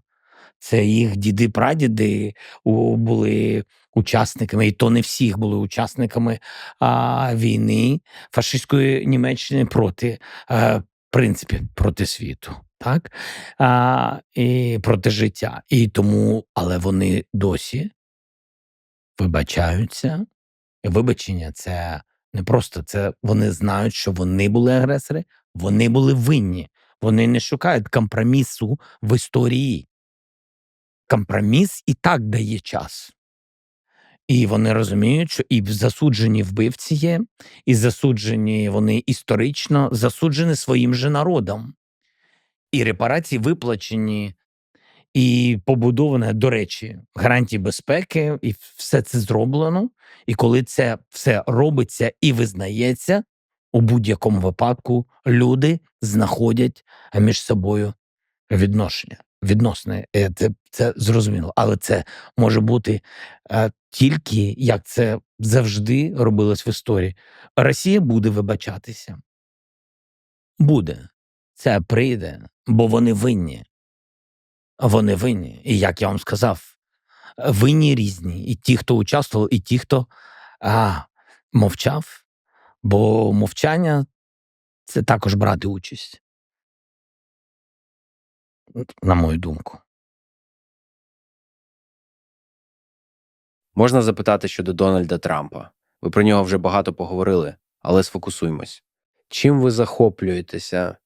Що поважаєте в Дональді Трампі? А також, можливо, чому ви думаєте, що він переміг переконливо і американський народ обрав його на виборах 2024 року? Він був сильнішим. Він був набагато сильнішим за Камалу Харріс. Спочатку Байден, а потім Камала Харріс. Так? Він показав, що може інтелектуально та фізично. Важливо було показати, що якщо хочеш мати сильну країну, то треба бути сильним. І він був сильний. І така кількість ралі, як я вже сказав, справа непроста. Він показав, що може. Він сильний. Тож у нього немає жодних питань до свого, маю на увазі, до цього віку тощо. Нічого, він молодий. Він тут молодий, і його мозок працює. Тож я вважаю, що це важливо, дуже важливо. І, звичайно ж, безліч внутрішніх питань. Я розумію ціни тощо. Економічні питання та питання про «у вас є питання щодо іншого». З імміграцією – так. Багато інших питань. Я розумію. Можливо, він дав відповідь на ті запитання, які мали люди. Одне із запитань, Що він завершить війну. що він завершить війну. Так, для мене це головне питання. Але я сказав, що для нього він президент Сполучених Штатів. Для нього пріоритетом є питання Сполучених Штатів. Я це розумію і поважаю. Але іншими питанням, говорячи про світ, було те, що він завершить війну. І я дуже сподіваюся. Тому що я думаю, що наші люди дійсно підтримують його ідею. І тому я сказав, для мене це дуже, дуже важливо, щоб було достатньо людей навколо нього, які б займалися правильними речами. Для мене, правда, це найправильніше. Що насправді відбувається на полі бою, що насправді відбувається з Путіним і Росією, чого він насправді хоче. І це просто для того, щоб мати це. Перш ніж приймати будь-яке рішення, ви повинні мати однаковий рівень інформації. І нам потрібно, дійсно, нам потрібно, щоб він знав усе, що відбувається.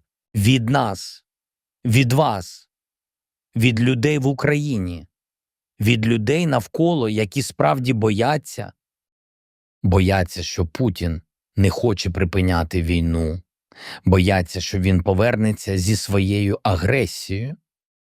Перш за все, варто зазначити, що наша сьогоднішня розмова буде перекладена та дубльована українською, англійською, російською і іншими мовами, іспанською. Отже, ви присутні у своєму голосі. Отже, є чудові хлопці родом з Польщі. Це компанія під назвою Eleven Labs. Вони навчили штучний інтелект. Штучний інтелект на вашому голосі чудово звучить. Ви можете танцювати, якою мовою хочете, але ви завжди в кінці будете говорити українською. Тобто, коли ви говорите про Дональда Трампа, можете українською, російською. Усі це розуміють. Усі це розуміють. Але ви сказали, що є деякі речі у війні, які, можливо, американці не розуміють. Отже, ми говорили про Путіна, ми говорили про гарантії безпеки, але реальність війни те, що відбувається на місцях? Що, на вашу думку, люди повинні розуміти? В першу чергу їм потрібно зрозуміти ідею путінської війни. Для нього дуже важливо, я вважаю, цей процес. Я думаю, що для нього дуже важливо не дати Україні незалежності, не дати можливість розвиватись Україні як незалежно. Для нього інфлюенс, вплив на Україну не можна втратити. І для нього це така, знаєте, як мені здається, що для нього це така ціль у цієї останньої мілі його. А безумовно, у нього остання міля його а, його політичного життя. І я думаю, що це для нього така ціль. Друга історія, я не хочу говорити про ці банальності, що він хоче повернути всі території Радянського Союзу, вплив на них. Він потрохи це робить. Я просто не хочу. Люди повинні знати деталі. Наприклад, Грузія, яка йшла в ЄС і НАТО, повністю розвертається в бік Росії, незалежно від того, що у них заморожені конфлікти, у них Абхазія, те, що у нас з Донбасом, у них контролюють там бойовики. Абхазія не розвивається, просто частина, дуже красива частина Грузії, вона померла. І якщо у вас буде можливість тоді колись поїхати, ви це зрозумієте. Просто померла, тому що Путін так захотів. І не дати розвиватися. Бо заморожений конфлікт – це значить, що вас не візьмуть скоріше в ЄС і точно не візьмуть в НАТО. Бо саме зараз так, заморожений конфлікт вас не беруть. І це те, що робив Путін. Для нього дуже важливо не втратити цей вплив. Тобто Грузію він розвернув. Молоді люди, студенти, всі виїжджають, і це факт. Грузія маленька зовсім. І будуть виїжджати. Вони хочуть жити в Європі, вони хочуть розвиватися. Хто в Сполучених Штатах, хто в Європі, в Євросоюзі, хто в Британії. Він зараз буде боротися за парламент Молдови. Це другий його крок. Ви побачите у квітні, що відбудеться. Ви побачите, він почне розвертати Молдову від Європи, хоч вони туди і хочуть, йому все одно. Він проросійська буде партія, і вони будуть щось робити з цією президенткою, тому що вона зараз виграла вибори, вона проєвропейська, але він буде це розвертати. І далі наступні кроки абсолютно зрозумілі. Він буде все робити всюди, де він втратив вплив, де був вплив Радянського Союзу, він буде максимально це повертати. І ми розуміємо, якою ціною. Ви бачили Сирію, ви побачили ті катування, те, що ми бачили в Бучі, те, що ми бачили всюди, де ми прийшли, і де окупували наші території. В Сирії те саме з людьми. Там тисячі людей. І ви бачили, там вчених знайшли, медиків знайшли. Тобто, зрозуміло, що будь-які люди спроможні генерувати свою думку, показувати свої навички, розвивати суспільство. І всі, хто можуть висловлювати думку, всі, які можуть формувати незалежність і дорослість суспільства, такі люди не потрібні. І він цього хоче в Україні. І тому всі повинні розуміти, що Україна – це така велика стіна від тієї Європи. І якщо, дай Бог, президент Трамп не буде виходити із НАТО, бо знов-таки я вважаю, що це найбільший ризик. І я думаю, що два кроки. Два кроки, які хотів би Путін. Це слабке НАТО, а це без Трампа. І слабка Україна, яка не вистоїть на полі бою, просто не вистоїть і не дати можливості мені з Трампом побудувати міцні відносини. Я думаю, ці два кроки, вихід із НАТО і слабкість України, призведуть до масштабної війни, яку Путін призведе на всі території тієї Європи, пострадянської Європи, не пострадянської, а періоду Другої світової війни. Тобто радянського часу Європи для того, щоб повністю все це там контролювати. Ось що він буде робити. І окрім цього, це у будь-якому випадку, навіть якщо Америка буде думати щодо виходу із НАТО, е, ця війна задіне Америку, тому що Північна Корея це перша ластівка, навички Північної Кореї, уміння Північної Кореї, які зараз вони отримують від цієї війни, це володіння новими вже технологіями, далекобійність дронів, ракет, як це працює, яка сьогоднішня війна, технологічна, кібервійна тощо. Всі ці навички Корея привезе до себе і масштабує в тому регіоні, і це буде ризик щодо Тихоокеанського регіону, безпеки передусім Японії і Південної Кореї. І ці ризики 100% будуть. І це буде зрозуміло, що це будуть ризики і для також Тайваню. І без цього неможливо. Зараз це вже відбувається. Вже зараз це відбувається. Тому я думаю, що у президента Трампа є всі сили зупинити Путіна і дати Україні сильні гарантії безпеки. Ми вже 2 години говоримо. Ви хочете зробити паузу? Та ми зробимо паузу. А можемо кави, да? Є? Кофі. Давайте. Да? І дайте перекладачу. Так, Йому важко. трохи води. Ми постійно змінюємо мови. Як дракон, розумієте? 3 голови, 3 перекладачів. Отже, одне з важких рішень, яке довелося вам ухвалити на початку війни, це введення воєнного стану. Отже, коли ви виграли президентські вибори, ви були борцем за свободу. Насправді, ця війна ведеться за свободу особистості, свободу слова, свободу віросповідання, свободу. Але в цій боротьбі довелося обмежити багато свобод, пожертвувати ними, бо багато уваги приділяється війні. Чи відчуваєте напругу, жертву, яку довелося принести в плані демократії, у свободі, в цій війні?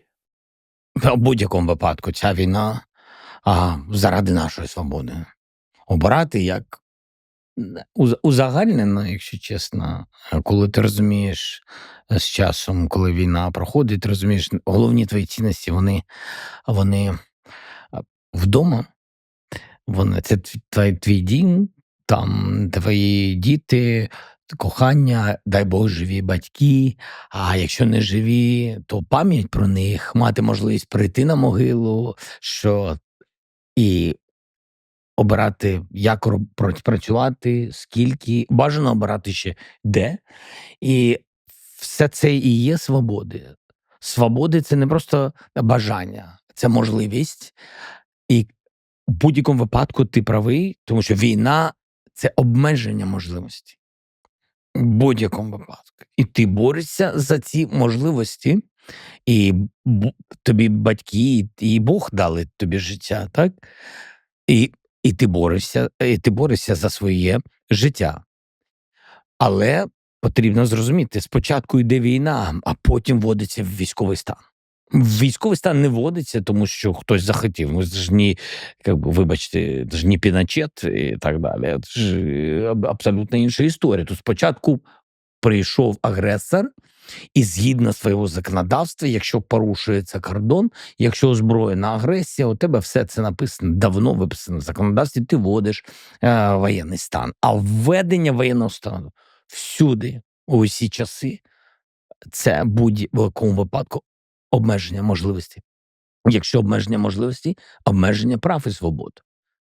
Тому сама війна обмежує права і свободи. Так, і з цим нічого ти не зробиш. Ми пробуємо, чесно скажу вам, балансувати максимально, наскільки це можливо. І я вважаю, що бізнес працює, йому дуже складно, бо війна. Але ми робимо все, десь, знаєш, там, десь зменшуємо якесь навантаження, а ми не можемо зменшити, на жаль, податки. А навпаки, військовий податок, він на війну, і треба десь брати гроші. Це, до речі, про те, що Америка нам дуже багато давала, Європа також. Але в порівнянні з тим, скільки нам було потрібно на війну, це не все. А на зарплати військовим, ти знаєш, ви знаєте, що на зарплати військовим ми не могли платити, мільйонній армії, ми не могли платити гроші наших партнерів. Це все видатки, так? Це все гроші, які акумулювала країна, люди. І нічого не зробиш. Дуже хочеться зменшити податки, скажу тобі відверто. Дуже хочеться. Ну, я думаю, що вся нова податкова система, нова дерегуляція, нові кроки, нові реформи, все це після війни буде. Хоча є чим і похвалитися, це доказ, і це є документ. Бо якщо ти хочеш отримати кандидатство в Європейському Союзі, ти повинен виконати відповідну кількість реформ. Ми все виконали.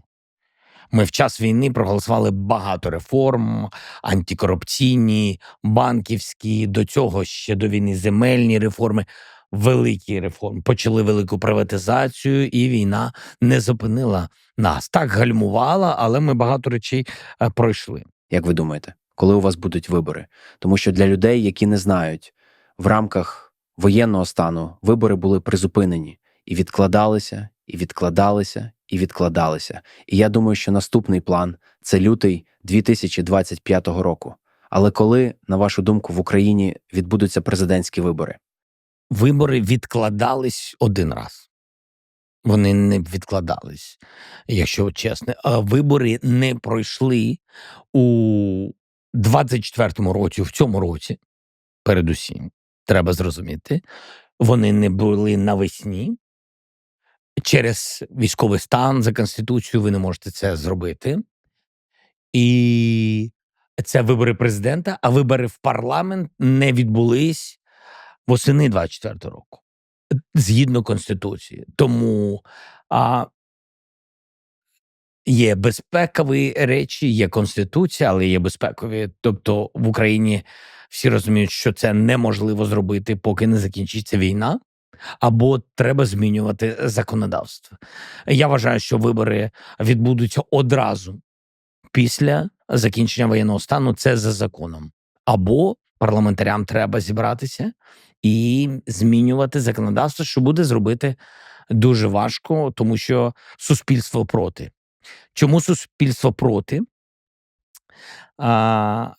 Зрозуміло чому, тому що ми хочемо вибори, яким ми хочемо довіряти. 8,5 мільйонів виїхало за кордон. Інфраструктуру треба робити для голосування цим мільйонам людей. Мільйони людей на окупованих територіях. Я не кажу про окупацію 14-го року навіть. Я говорю про окупацію, ось зараз вона була. Що робити з тими людьми? Це складне питання. І одне з найнесправедливіших виглядає, як голосувати без мільйона військових. Тобто це неможливо. Треба думати, як змінювати систему, якщо це будуть вибори в час війни, змінювати законодавство, в якому повинні бути зміни системи голосування. Думати про онлайн-голосування, всі бояться через ті чи інші атаки, кібер тощо, але думати тоді над цим. Я думаю, що в наших силах закінчити війну у 25-му році. У січні. Ми ж домовилися. Я б дуже хотів. Дуже хотів би. Після закінчення війни? Та, одразу. Одразу. В рік закінчення війни – факт. Чому? Тому що закінчення військового стану, ви одразу можете в парламенті проголосувати, що ви йдете на вибори. Всі проголосують, бо немає обмежувальних заходів. І після того, як вони проголосували, мені здається, вибори можна зробити через 90 днів. Щось таке. Да. І це говорить, що одразу після закінчення війни, через 90 днів, можуть бути вибори. Чи будете балотуватися на другий термін? Я не знаю насправді. Я не знаю. Я не знаю. Це дуже складне запитання. Це залежить від того, як завершиться ця війна. Все залежить від того, що люди хочуть. В основному це залежить від людей в першу чергу і, звичайно ж, від моєї сім'ї. У нас не було часу, щоб поговорити про це з моєю сім'єю. І, звісно, не було можливості, тому що зараз ми про це не думаємо. Я маю на увазі, що в Україні про це говорять багато, дехто не багато, але дехто з політиків, представників опозиції тощо про це говорять.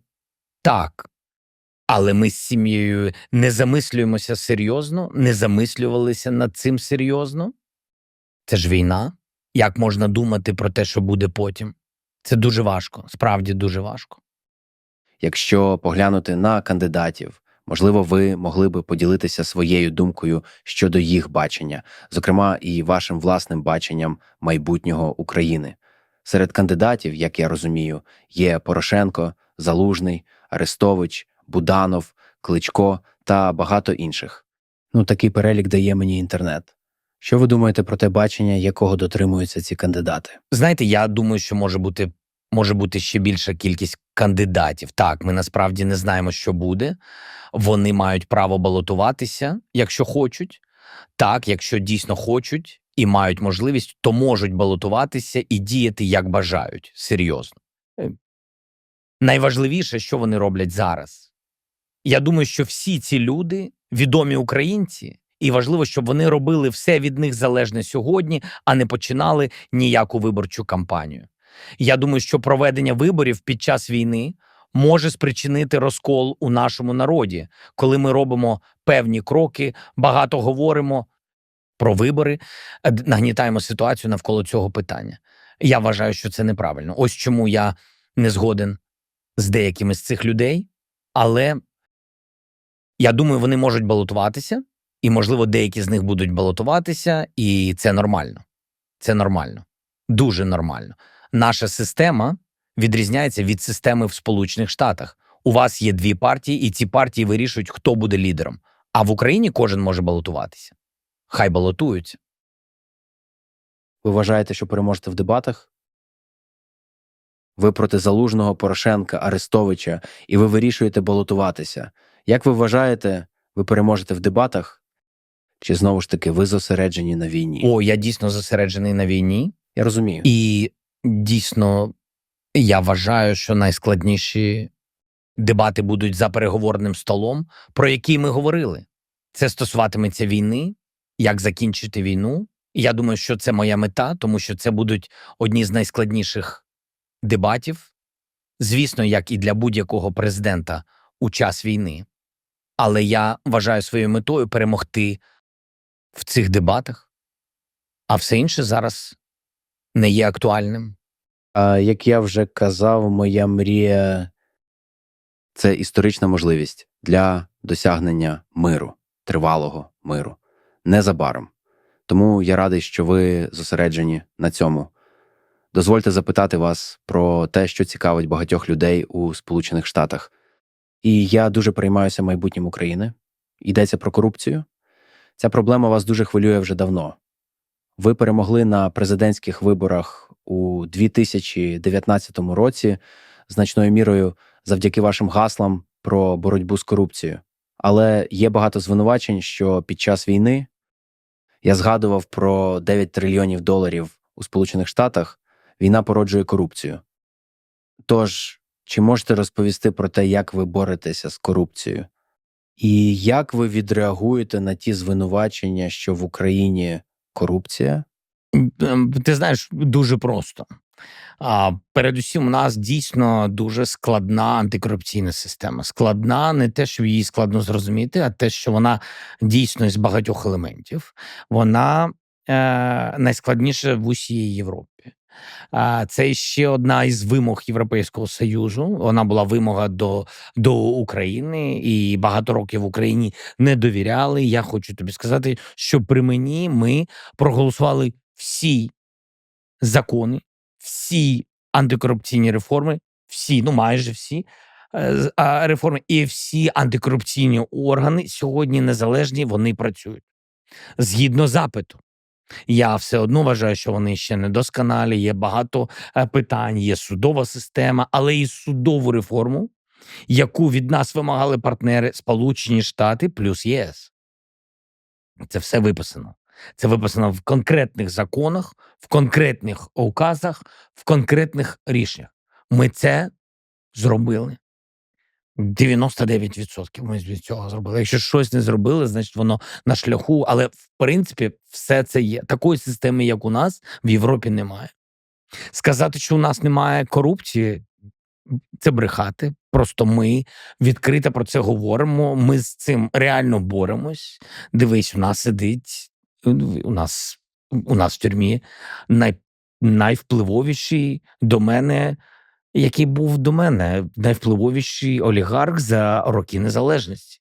І ніхто не зміг з ним нічого зробити. Ні Сполучені Штати Америки хотіли з Коломойським зробити, і що вони тільки не робили через виведення грошей, то, що є кримінальні справи в Сполучених Штатах, мені здається, в Делавері, щось на кшталт того. Ні Європа нічого з ним змогла зробити.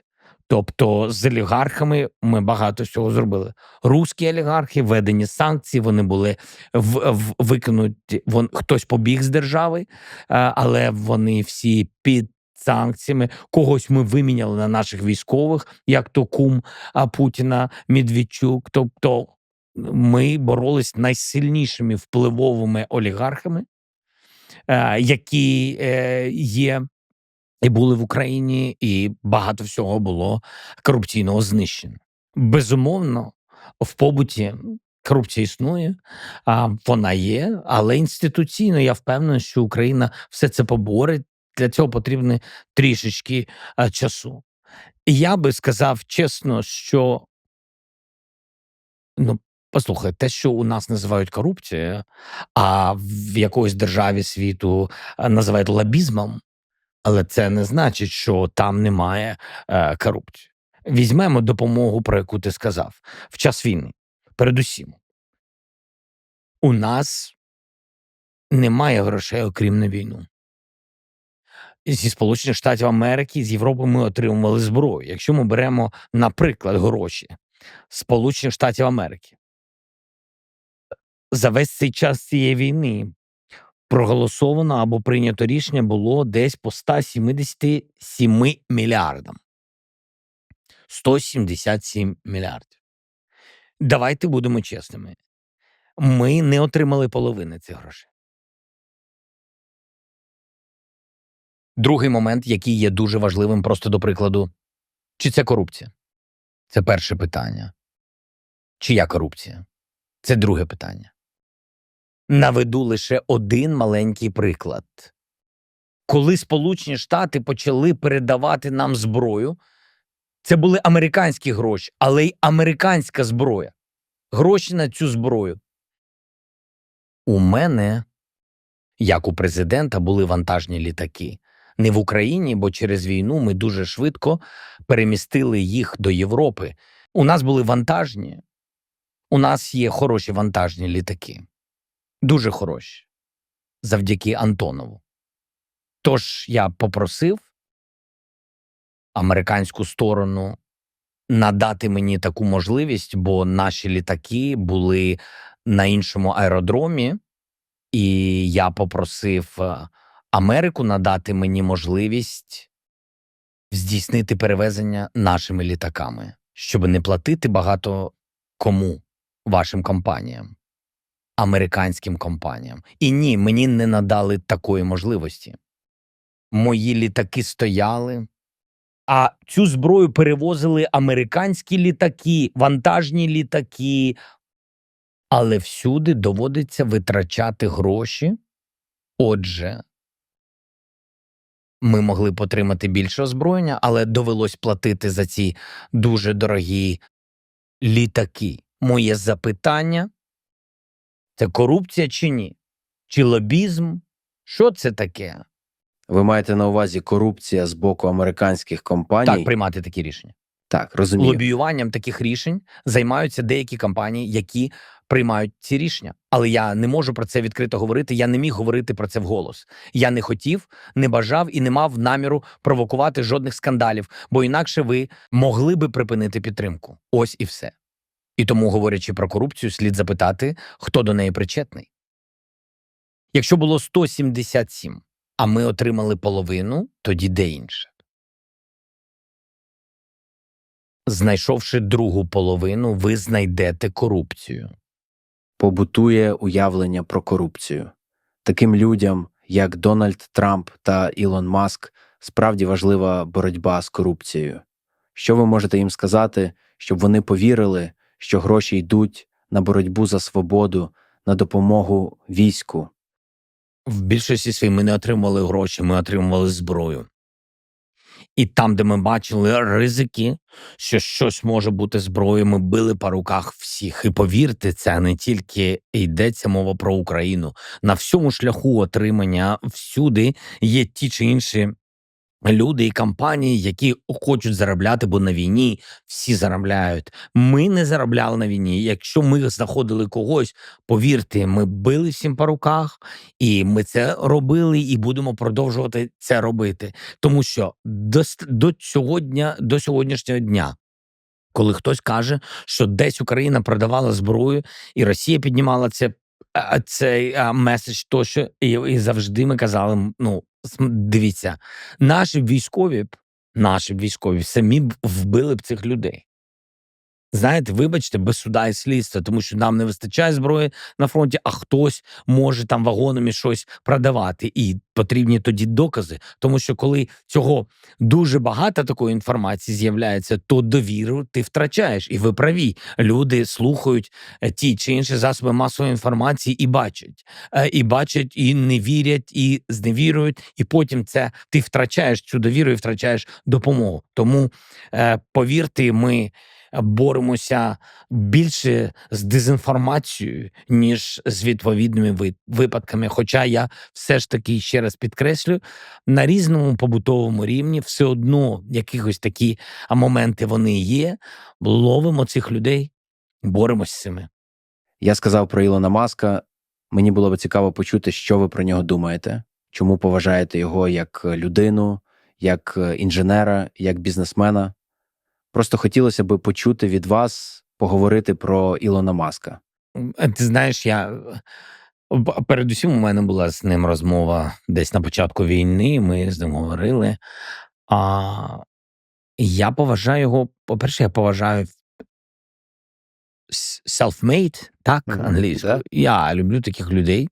Ніхто нічого з неба не впало, а людина сама щось зробила. Я сам працював, і компанія, і продакшн у мене був найбільший, і я знаю, що таке заробляти гроші, підбирати талановитих людей, вкладати в них знання, вкладати в гроші і робити щось важливе для тих чи інших людей. І я не порівнююсь з Маском, він людина, лідер інновацій в світі. І я вважаю, що такі люди просувають світ тільки вперед. І тому я поважаю результат його роботи, і ми бачимо цей результат. І для мене завжди було важливо, що якщо твоїм результатом можуть користуватися, що це не слова, факт. Візьмемо війну. Ми дуже вдячні за Старлінки. Вони допомогли. Ми використовували їх після руських ударів, ракет по енергетиці, були проблеми з інтернетом, тощо, з коннекшеном. Ми використовували Старлінки як на фронті, так і в дитячих садочках, використовували в школах, дітям допомагали, використовували в різній інфраструктурі. І нам це допомогло дуже сильно. І я би дуже хотів, щоб Ілон був на нашому боці максимально, щоб він підтримував. І так, і я йому вдячний за Старлінки. Передусім для те, що у наших хлопців був зв'язок, і у дітей, і я йому за це вдячний. Мені здається, нам потрібно. Я б хотів би, щоб він приїхав в Україну, щоб він тут порозмовляв з людьми, подивився і так далі. Він у Києві не був, так? Ні. Скоро, сподіваюся, аеропорт відкриється, тоді буде легше прилітати. Так, я дуже хотів би. Може, відкриємо, але тільки, а вже ж ти повинен зрозуміти, для цього потрібно, щоб не було війни, щоб був сталий мир і щоб були системи ППО, якщо чесно, системи протиповітряної оборони. Візьмемо аеропорт, це згідно безпеки, візьмемо аеропорт Жешов, який в Польщі, ти знаєш, який приймає вантажі для України, і там стоять системи Patriot, тому що всі розуміють, що ризик який. Ну, Росія – це ризик, і тому потрібні системи ППО. А сьогодні взяти, наприклад, систему ППО із того чи іншого міста, який обстрілюється, і передвинути його на аеропорт, ну, це буде нечесно. Люди важливіші, ніж літаки. Але прийде момент, і Трамп, до речі, я думаю, що війна закінчиться, і президент Трамп може бути першим лідером, який прилетить на літаку. Мені здається, це було б символічно, на літаку. Знову ж таки, 25 січня, ось приблизно тоді, так? Прилетіти, Air Force зустріти. Ілоне, я теж вдруге вас зустріну там, на літаку. З задоволенням. А ви, до речі, поки я не забув, якщо хочете, приїжджайте 20 числа на інавгурацію президента Трампа. Я би хотів. А вже ж я буду дивитись на те, що у нас зараз відбувається, тому що є моменти важкі, ескалаційні, багато ракет тощо. Але, чесно, ну я не можу приїхати, особливо в час війни, якщо так президент Трамп напряму мене не запросить. Це просто некрасиво, тому що я знаю, що в цілому лідерів якось не запрошують на інаугурацію президентів Сполучених Штатів Америки. Я знаю, що є лідери, які самі по собі можуть просто приїхати, захочуть і приїдуть. І я знаю темперамент деяких таких людей, вони можуть самі приїхати. Ну, для мене це дуже важко. Я така людина, я, знаєте, я в гості без запрошення не можу. Це Путін, ми його не запрошували, він до нас прийшов, значить, а я так не можу. Ні, але він же особисто сказав, що було б круто, якщо ви приїдете. Мається на увазі, якби офіційно сказав. Ні, дивись, я ж взагалі, послухай, я проти будь-якої бюрократії, максимально її прибираю. Але, ти розумієш, там є якісь моменти з безпекою. Я придумав і полетів. Сполучені Штати Америки повинні мені давати. Не те, що мені це потрібно, щоб ти знав. Я не прошу, щоб гвинтокрили літали і мене охороняли. Просто вони самі будуть це робити. Сама Служба безпеки. Вони мусили це робити. Я цього не хочу. А іноді мені й не потрібно, і я прошу їх. Так було, наприклад, ще до війни. Так, здається, це було ще до війни. У мене була зустріч із президентом Трампом. Це було у 2019 році. Я просто хотів піти на пробіжку рано вранці, тому що дуже хотілося потренуватись. І вони, ці високі охоронці, багато охоронців, вирішили приєднатись до мене. Але я так не міг, бо вони були в костюмах, а я у спортивному одязі. Я сказав, ні, я не можу. Це завжди смішно. Я не хочу, знаєш, я не хочу нікому завдавати клопоту і не хочу створювати нікому проблем. І саме тому, якщо він мене запросить, я приїду. Я думав, він вас запросив.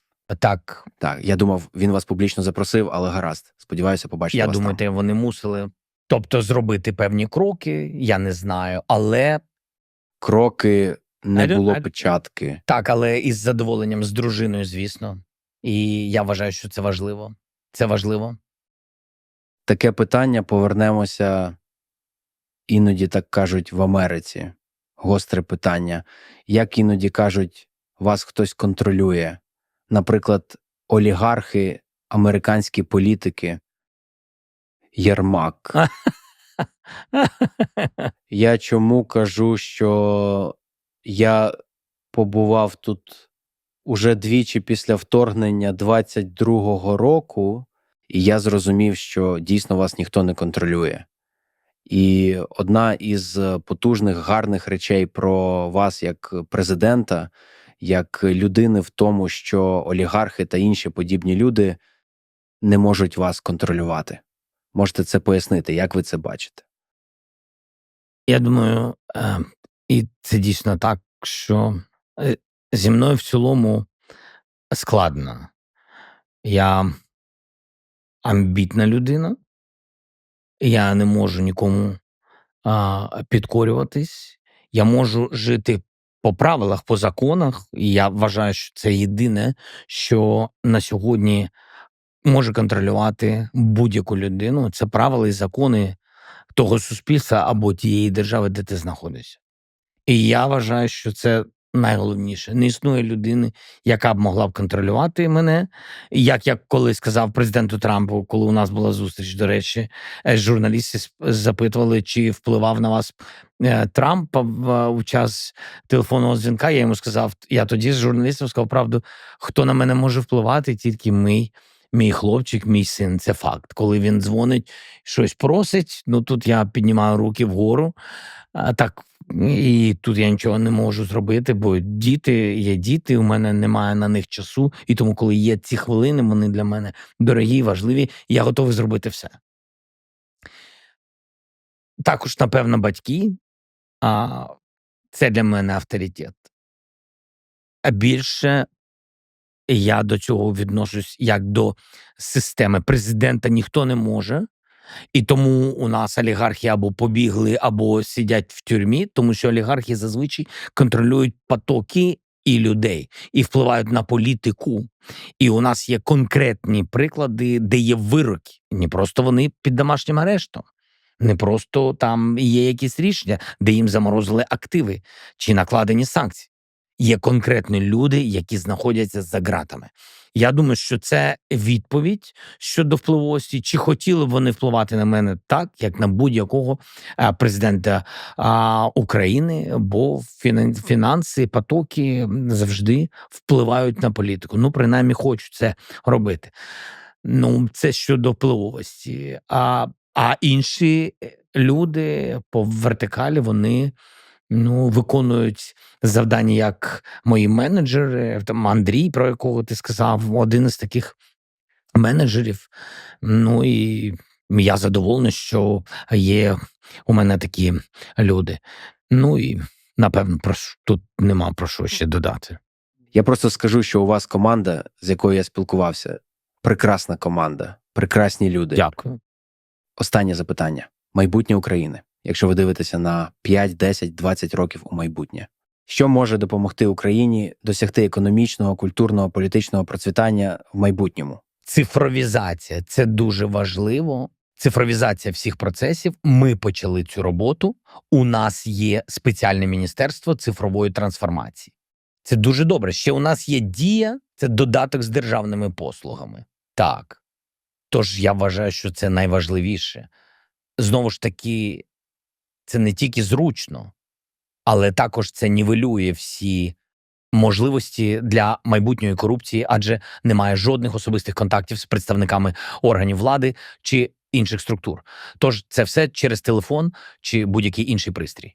Ось так. І я вважаю, нам це дуже добре вдається. Ми найкращі в Європі. Вся Європа це визнає.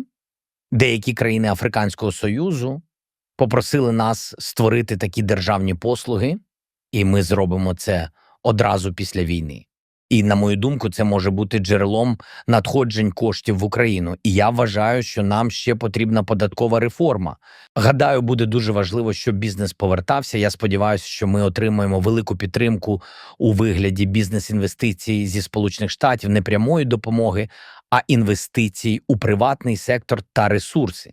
І я говорив про це президенту Трампу і деяким європейським лідерам, які є нашими ключовими стратегічними партнерами, що ми будемо раді, особливо з американцями, раді підписати ці контракти і долучитися до спільних інвестицій у багатьох сферах. І я вважаю, що ми можемо розвивати нафту, газ, зелену енергетику, зокрема сонячну, і в нас вже є ресурси, ми можемо вкладати в це кошти. У нас є запаси нафти в Чорному морі, які ми можемо розробляти, і нам потрібні ваші компетенції та інвестиції ваших компаній. У нас є запаси золота і урану, до речі, найбільші в Європі, що теж дуже важливо. Наприклад, Росія витіснила Францію з Африки. Їм терміново потрібен уран, а він є у нас. Тож ми готові відкритися для інвестицій, і, звісно, це дасть нам можливості, робочі місця, доходи. Чесно, я не хочу дешевої робочої сили. Я дійсно хочу, щоб особливо після війни ми були відкриті для тих людей, які дійсно можуть робити внесок і заробляти. Так. Так, дати привід 8 мільйонам людей повернутися. Так, це дуже важливо. І вони повернуться, і ми відновимо, відбудуємо Україну. Ми будемо дуже відкриті для компаній і, звісно, будемо раді поверненню наших людей. Це так важливо. У культурному сенсі я вважаю, що найголовніше – залишатися відкритими і не змінювати свій вектор. Тому що культурне зближення з Росією – це один шлях, а зближення з Європою зовсім інший. Наш народ обрав Європу. Це його вибір. Це наш вибір. Вибір нашого народу. І я вважаю, що це дуже важливо. Але спочатку ви маєте завершити війну. Так, ти маєш рацію, і ми це зробимо. Ми хочемо миру, розумієш? Я хочу підкреслити, що ми хочемо миру, і я завжди про це кажу. Приїжджайте в Україну і переконайтеся в цьому самі. І люди вам скажуть, ні, ми не можемо пробачити. Тим убивцям, які забрали наші життя, але ми все одно хочемо миру. І, чесно кажучи, я вважаю, що найбільший рівень підтримки президента Сполучених Штатів Трампа зараз в Україні. Люди справді вірять, що він дійсно може допомогти забезпечити мир. Зараз у них є віра, що він може це зробити, що він може підтримати Україну і зупинити Путіна, і що він зробить так, щоб Путін не домігся всього, чого хоче. Це дуже важливо, і тому ми вважаємо, що маємо не втратити цю можливість. Сподіваюся, ви знайдете шлях до миру. Дякую. Дуже дякую. Дякую, що поспілкувалися Дякую, зі мною. що приїхали. Спасибо, дякую, я забув. Дякую. Так, ви почали.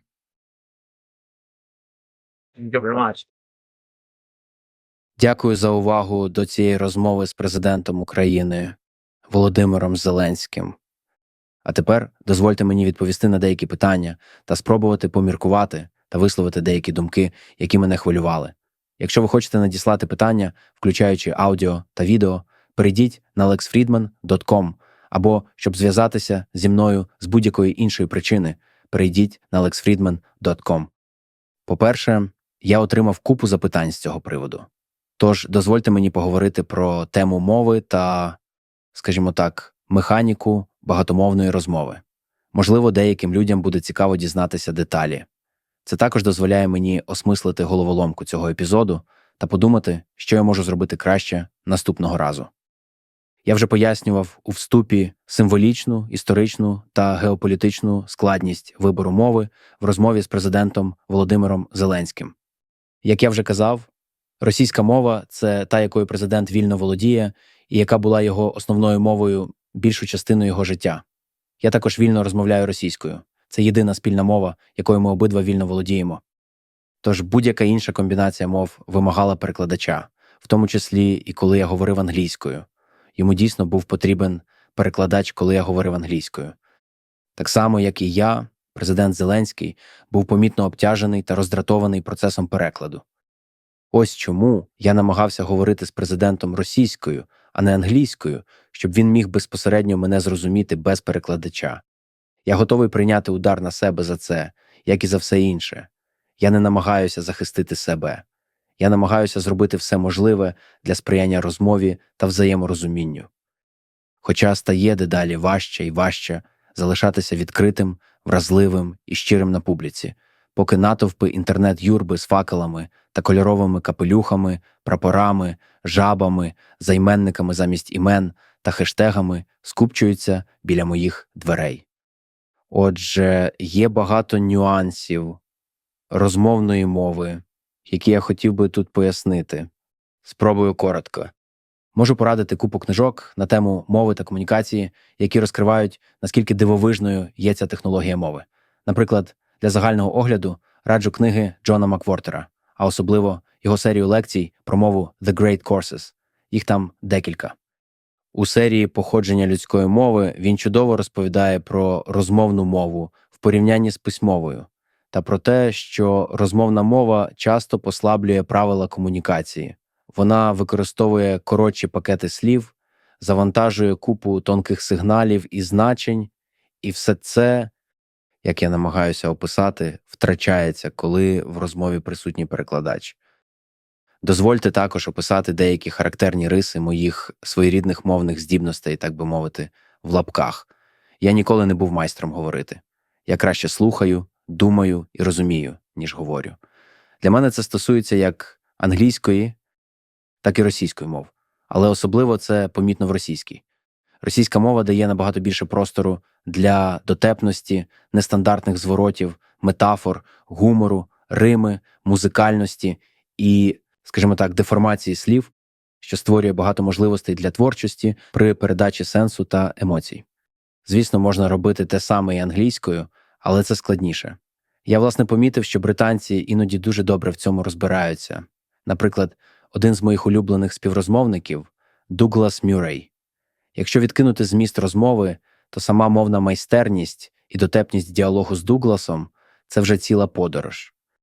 Гадаю, Крістофер Гітченс мав те саме, як і багато інших. Як я вже казав, особливо у британців. Загалом, я можу вловлювати і розуміти багато динаміки та гумору в російській мові, але повільно генерую їх, частково тому, що просто не практикуюсь. У мене дуже мало російськомовних друзів. Як не дивно, більшість з них українці, але вони спілкуються зі мною та один з одним російською. Але, звісно, як я вже згадував до цього, війна це поступово змінює. Однак я намагався говорити з президентом російською, щоб йому якомога менше доводилося звертатися до перекладача. Одна з речей, яку я хочу покращити наступного разу, це переконатися, що в мене буде дуже хороше обладнання для перекладу і домовитися з перекладачем, якому я довіряю, який буде надзвичайно добре протягом 3-годинної розмови, справлятися з динамікою і тим стилем, у якому я намагався говорити, просто щоб поділитися деякими закулісними деталями. Що стосується обладнання, як не дивно, насправді не так просто налаштувати бездротове з'єднання від нас, двох людей, що розмовляють, до перекладача, а потім назад до нас таким чином, щоб воно було супернадійним і мало чистий звук. У навушниках, через які я чув перекладача, було багато фонового шуму, тож весь час я чув якийсь звук, а голос перекладача в цей час був дуже тихим. Яке ж чудове це життя, чесно кажучи.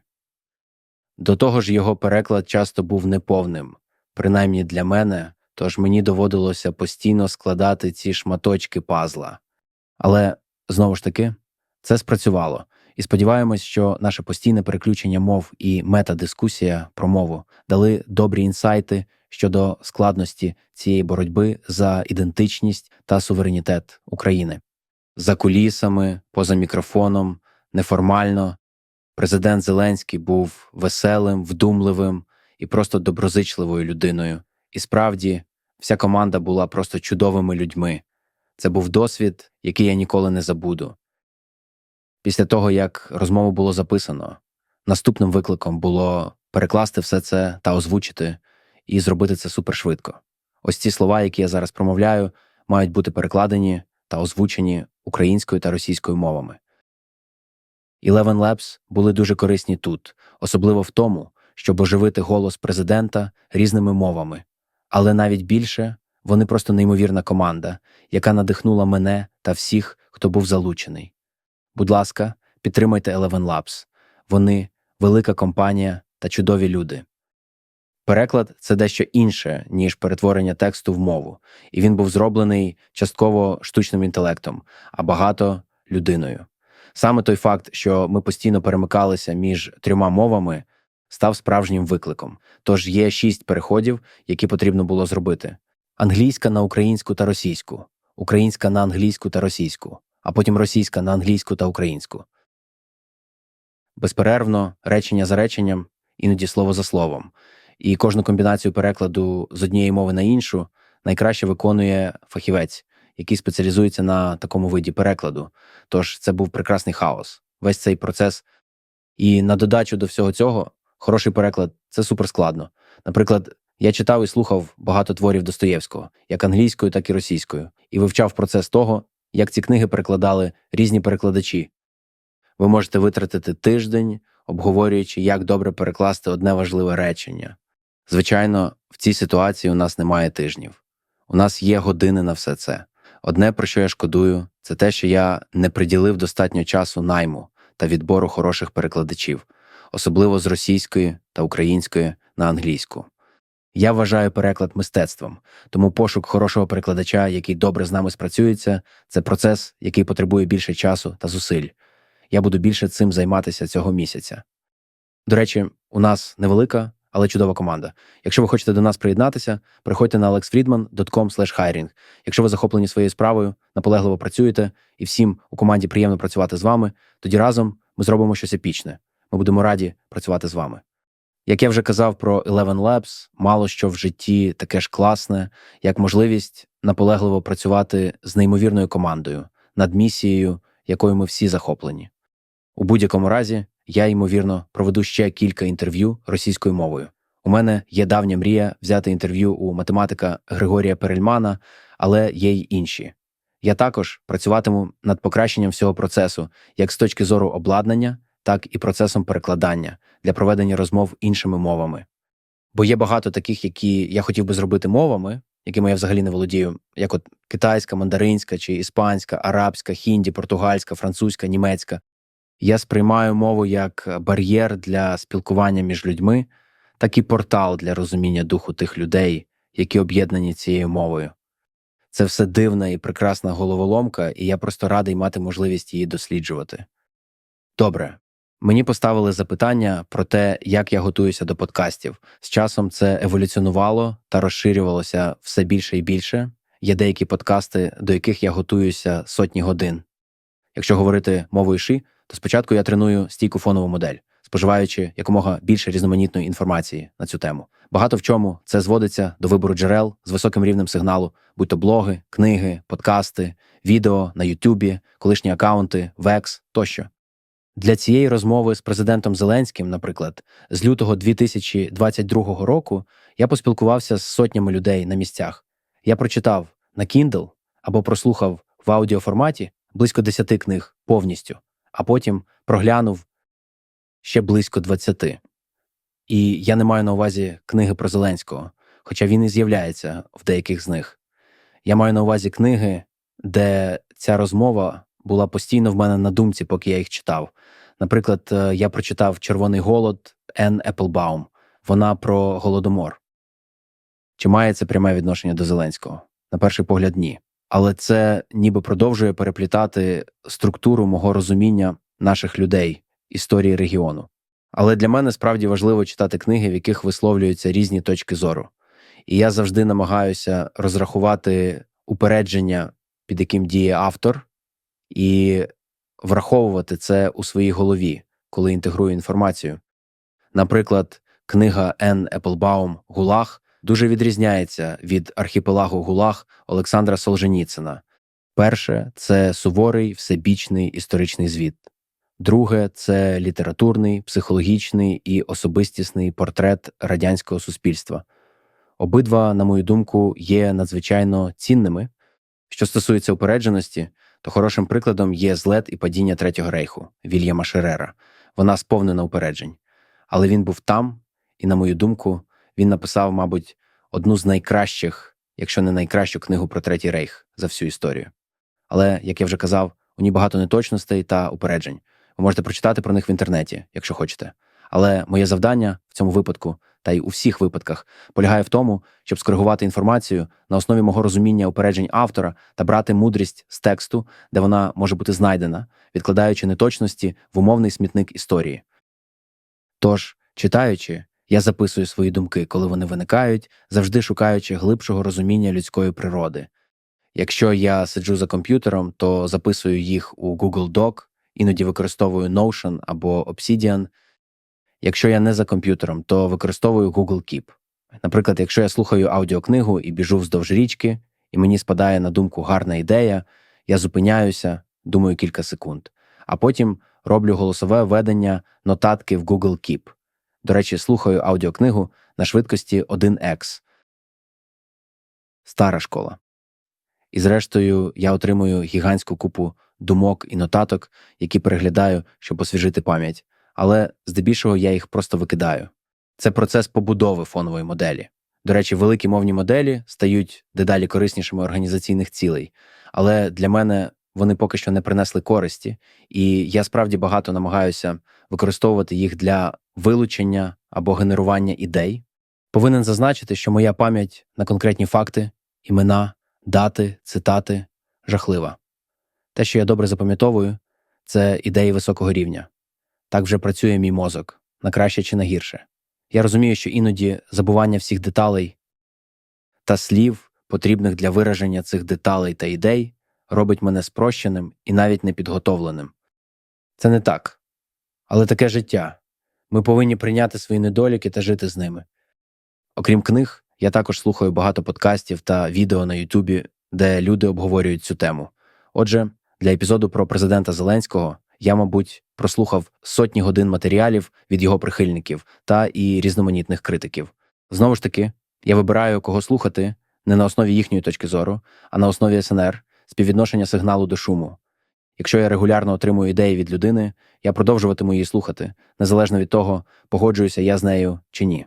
Зрештою, це перетворюється у багато годин підготовки, але сказати, що це екс-годин на епізод, не точно, тому що велика частина цієї підготовки переноситься від одного гостя до іншого, навіть коли є шалений рівень різноманітності серед гостей. Зрештою, ми всі люди. Є нитка, яка якимось чином пов'язує все це разом, якщо придивитися уважніше. Для більш технічних гостей у різноманітних галузях Steam я читаю статті. Багато статей, а також технічні пости в блогах та технічні твіти. Це зовсім інший процес. Щодо тем, пов'язаних із штучним інтелектом або комп'ютерними науками, я запускаю код, написаний іншими. Пишу свій власний код, реалізую речі з нуля. Якщо це програмне забезпечення компанії, я використовую їхні інструменти та програмне забезпечення, якщо це доречно. Але в самій розмові я постійно шукаю прості, але глибокі ідеї і шукаю їх на різних рівнях абстракції. Іноді це означає поставити тривіальне запитання в надії, розкрити нетривіальну, контрінтуїтивну, але фундаментальну ідею, яка відкриває двері до абсолютно нового погляду на цю галузь. І насправді кожен гість – це окрема головоломка. Підготовка до Ріка Рубіна полягала в тому, що я прослухав сотні пісень, які він продюсував, і навіть вивчив деякі на гітарі, наприклад, Hurt, Джонні Кеша. Підготовка до епізоду з командою Cursor означала, звичайно, мені довелося повноцінно використовувати Cursor протягом кількох тижнів, всі його функції. Тож я повністю перейшов з VS Code на Cursor. Для Пола Розолі, особливо другого раунду, я буквально пішов глибоко в джунглі з Полом і ледь не вмер, здійснивши крок назустріч пригодам разом з ним. Коли наближається розмова, я починаю працювати над, власне, питаннями для інтерв'ю та нотатками. І тут я запитую себе, що мені особисто цікаво. Мені подобаються подкасти. Я великий шанувальник багатьох подкастів, тому я запитую себе, що б я хотів, щоб ця людина пояснила в подкасті. І, можливо, який аспект їхнього мислення чи їхньої людяності я хотів би висвітлити або мати шанс висвітлити. У самій розмові я завжди намагаюся повністю відкинути своє его і зробити все можливе, щоб провести гарну розмову і бути корисним слухачеві. Це означає ставити запитання просто, намагатися визначити терміни і дати контекст, якщо потрібно, бути відкритим, вразливим, допитливим і кидати виклик гостям, коли це необхідно. Незважаючи на заяви в інтернеті, я ставлю багато складних запитань, включаючи уточнюючи, але завжди з емпатією. Мені не потрібно бути правим. Мені не потрібно сигналізувати про свою моральну чи інтелектуальну перевагу над кимось. Я намагаюся робити навпаки, власне, тому що хочу, щоб гості відкрилися, і я довіряю інтелекту слухача, щоб він сам побачив, чи гість несе нісенітниці, чи ні. Я намагаюся виявити недоліки та сильні сторони того, як гість мислить, або ким він є насправді. Часто, коли інтерв'юери пресують гостя, це нічого особливо не розкриває, окрім як дає дозу дофаміну тим ехокамерам, які ненавидять гостя. Як я вже казав у вступі, я вважаю, лінія між добром і злом проходить через серце кожної людини. Часом розмова виявляється невдалою, іноді тому, що вона занадто коротка, іноді тому, що просто не було хімії, іноді тому, що я її провалив. Я намагаюся ризикувати, віддавати всього себе і насолоджуватися цими американськими гірками, незважаючи ні на що. І, як я казав, я довіряю слухачеві, що він все це складе докупи. І я довіряю критику, що він рознесе це на шматки. І я люблю вас усіх за це. Гаразд, у мене є дещо веселе запитання, воно довге. Отже, Деліан – круте ім'я. Написав, що помітив мене в дикій природі і має з цього приводу питання. Він написав: «Я бачив, як Лекс працював в аеропорту Детройта між рейсами. Я вагався і врешті-решт вирішив не переривати його, оскільки він був у режимі фокусування. Правда, у Лекса були навушники, він слухав коричневий шум Microsoft Surface, був встановлений на рівні очей, клавіатура Kinesis Advantage лежала на столі. Використання Microsoft Windows дивує, але це вже обговорювалося в минулому. Ергономіка налаштування, Surface на рівні очей означає, що Лекс дбає про своє здоров'я.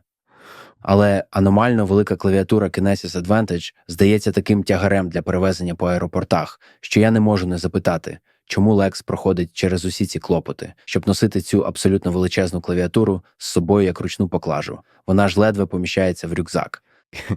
Лексу, мабуть, необхідно носити її з собою з якоїсь причини. Мені подобається ця головоломка, те, що ви намагаєтесь це обміркувати. Біль від носіння цього інструмента, мабуть, набагато менший, ніж проблема, яку він для нього вирішує. Яку проблему вирішує ця клавіатура? Що робить її необхідною в аеропорту? Продуктивність, здоров'я, RSI? Гарні запитання. Дякую, Деліан. Чудове питання. Воно змусило мене посміхнутися, тому я подумав, що відповім. Я пам'ятаю той день. Крім клавіатури, в той день було ще дещо, за чим я сумую. Тож мене охопила меланхолія, що цілком доречно для святкового сезону. Але спробую відкинути меланхолійні почуття і відповісти на питання про налаштування мого комп'ютера під час подорожей. Куди б я не їхав – у Сан-Франциско, Бостон, Остін, Лондон чи на передову в Україні – я завжди беру з собою клавіатуру Kinesis. У мене нема синдрому зап'ясного каналу або будь-яких інших проблем зі здоров'ям, про які я знаю, хоча займаюся програмуванням. Гра на гітарі, заняття всілякими бойовими видами спорту – все моє життя. Все це ставило мої руки і пальці в різні небезпечні положення і ситуації. З цієї причини, та й взагалі, ергономіка ніколи не була для мене великою турботою. Я можу працювати на поганому стільці та столі, або спати на підлозі, і це все чудово. Я навіть вдоволений. То чому ж Kinesis, який, до речі, прямо тут? Ось він.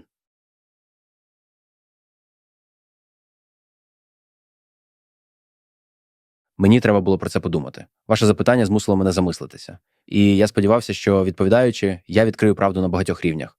Так, завдяки їй я більш продуктивний. Можу набрати текст і виправляти помилки дуже швидко, порівняно зі звичайною клавіатурою, як при наборі тексту природною мовою, так і при програмуванні.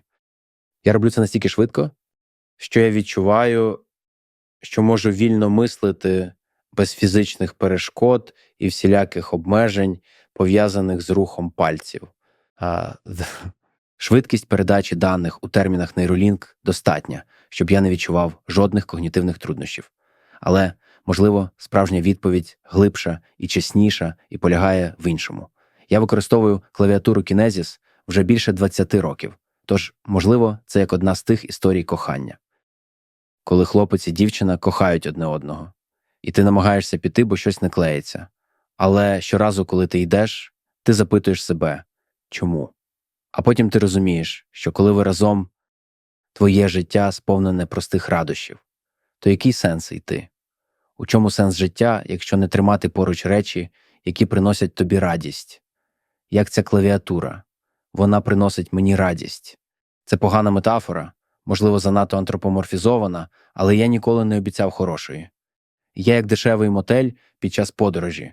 Низька якість – це частина чарівності. У мене хороші історії про мотелі, про які розкажу наступного разу. Зараз не дуже вдалий час. Проте, щоб не погодитися з самим собою, я також користувався IMAX понад 20 років, а нещодавно, за 1 тиждень, перейшов на VS Code, а потім на курсор і не шкодую. Тож, сприймайте мою романтичну натуру з часткою скептицизму. Отже так, мені колись доведеться піти, але наразі ви все ще можете знайти мене десь у випадковому аеропорту, слухаючи коричневий шум, пишучи годинами на клавіатурі Kinesis. Якщо зустрінете мене без неї, можливо, вас охопить те саме меланхолійне почуття, яке я зараз відчуваю, згадуючи той аеропорт у Детройті. Отже, більше про моє дорожнє спорядження, якщо комусь цікаво. Зазвичай я подорожую з ноутбуком на Windows, але здебільшого використовую на ньому Linux через WSL, підсистему Windows для Linux, а інколи використовую подвійне завантаження – Linux і Windows. Також потрібно мати можливість редагувати відео, тому в триваліших поїздках я зазвичай беру великий ноутбук з великим екраном, великою кількістю пам'яті, потужним процесором і відеокартою. Це допомагає редагувати відео в Adobe Premiere. Загалом, я надзвичайно мінімалістичний, за винятком кількох, скажімо так, сентиментальних речей. Наприклад, все моє обладнання для запису подкастів поміщається в невелику валізу. Я намагаюся зробити його якомога простішим, але за запитання дякую і до зустрічі в наступному аеропорту. Що ж, гадаю, час завершувати. Я хочу щиро подякувати вам за те, що приділяєте мені свій час і підтримку протягом багатьох років. Це для мене надзвичайно важливо. Якщо ви хочете зв'язатися зі мною, перейдіть на lexfriedman.com контакт. Там ви можете отримати відгуки, поставити питання, запросити гостей для подкасту або надіслати форму Coffee with Lex, якщо ви просто хочете поспілкуватися зі мною за чашкою кави. Цього року я багато подорожуватиму світом, від Європи до Південної Америки і не тільки, тому було б круто влаштувати кілька невеликих зустрічей і познайомитися з цікавими людьми. Це була подорож всього мого життя. Дякую вам. Дякую за все. Вперед до нових пригод. Я щиро люблю вас усіх.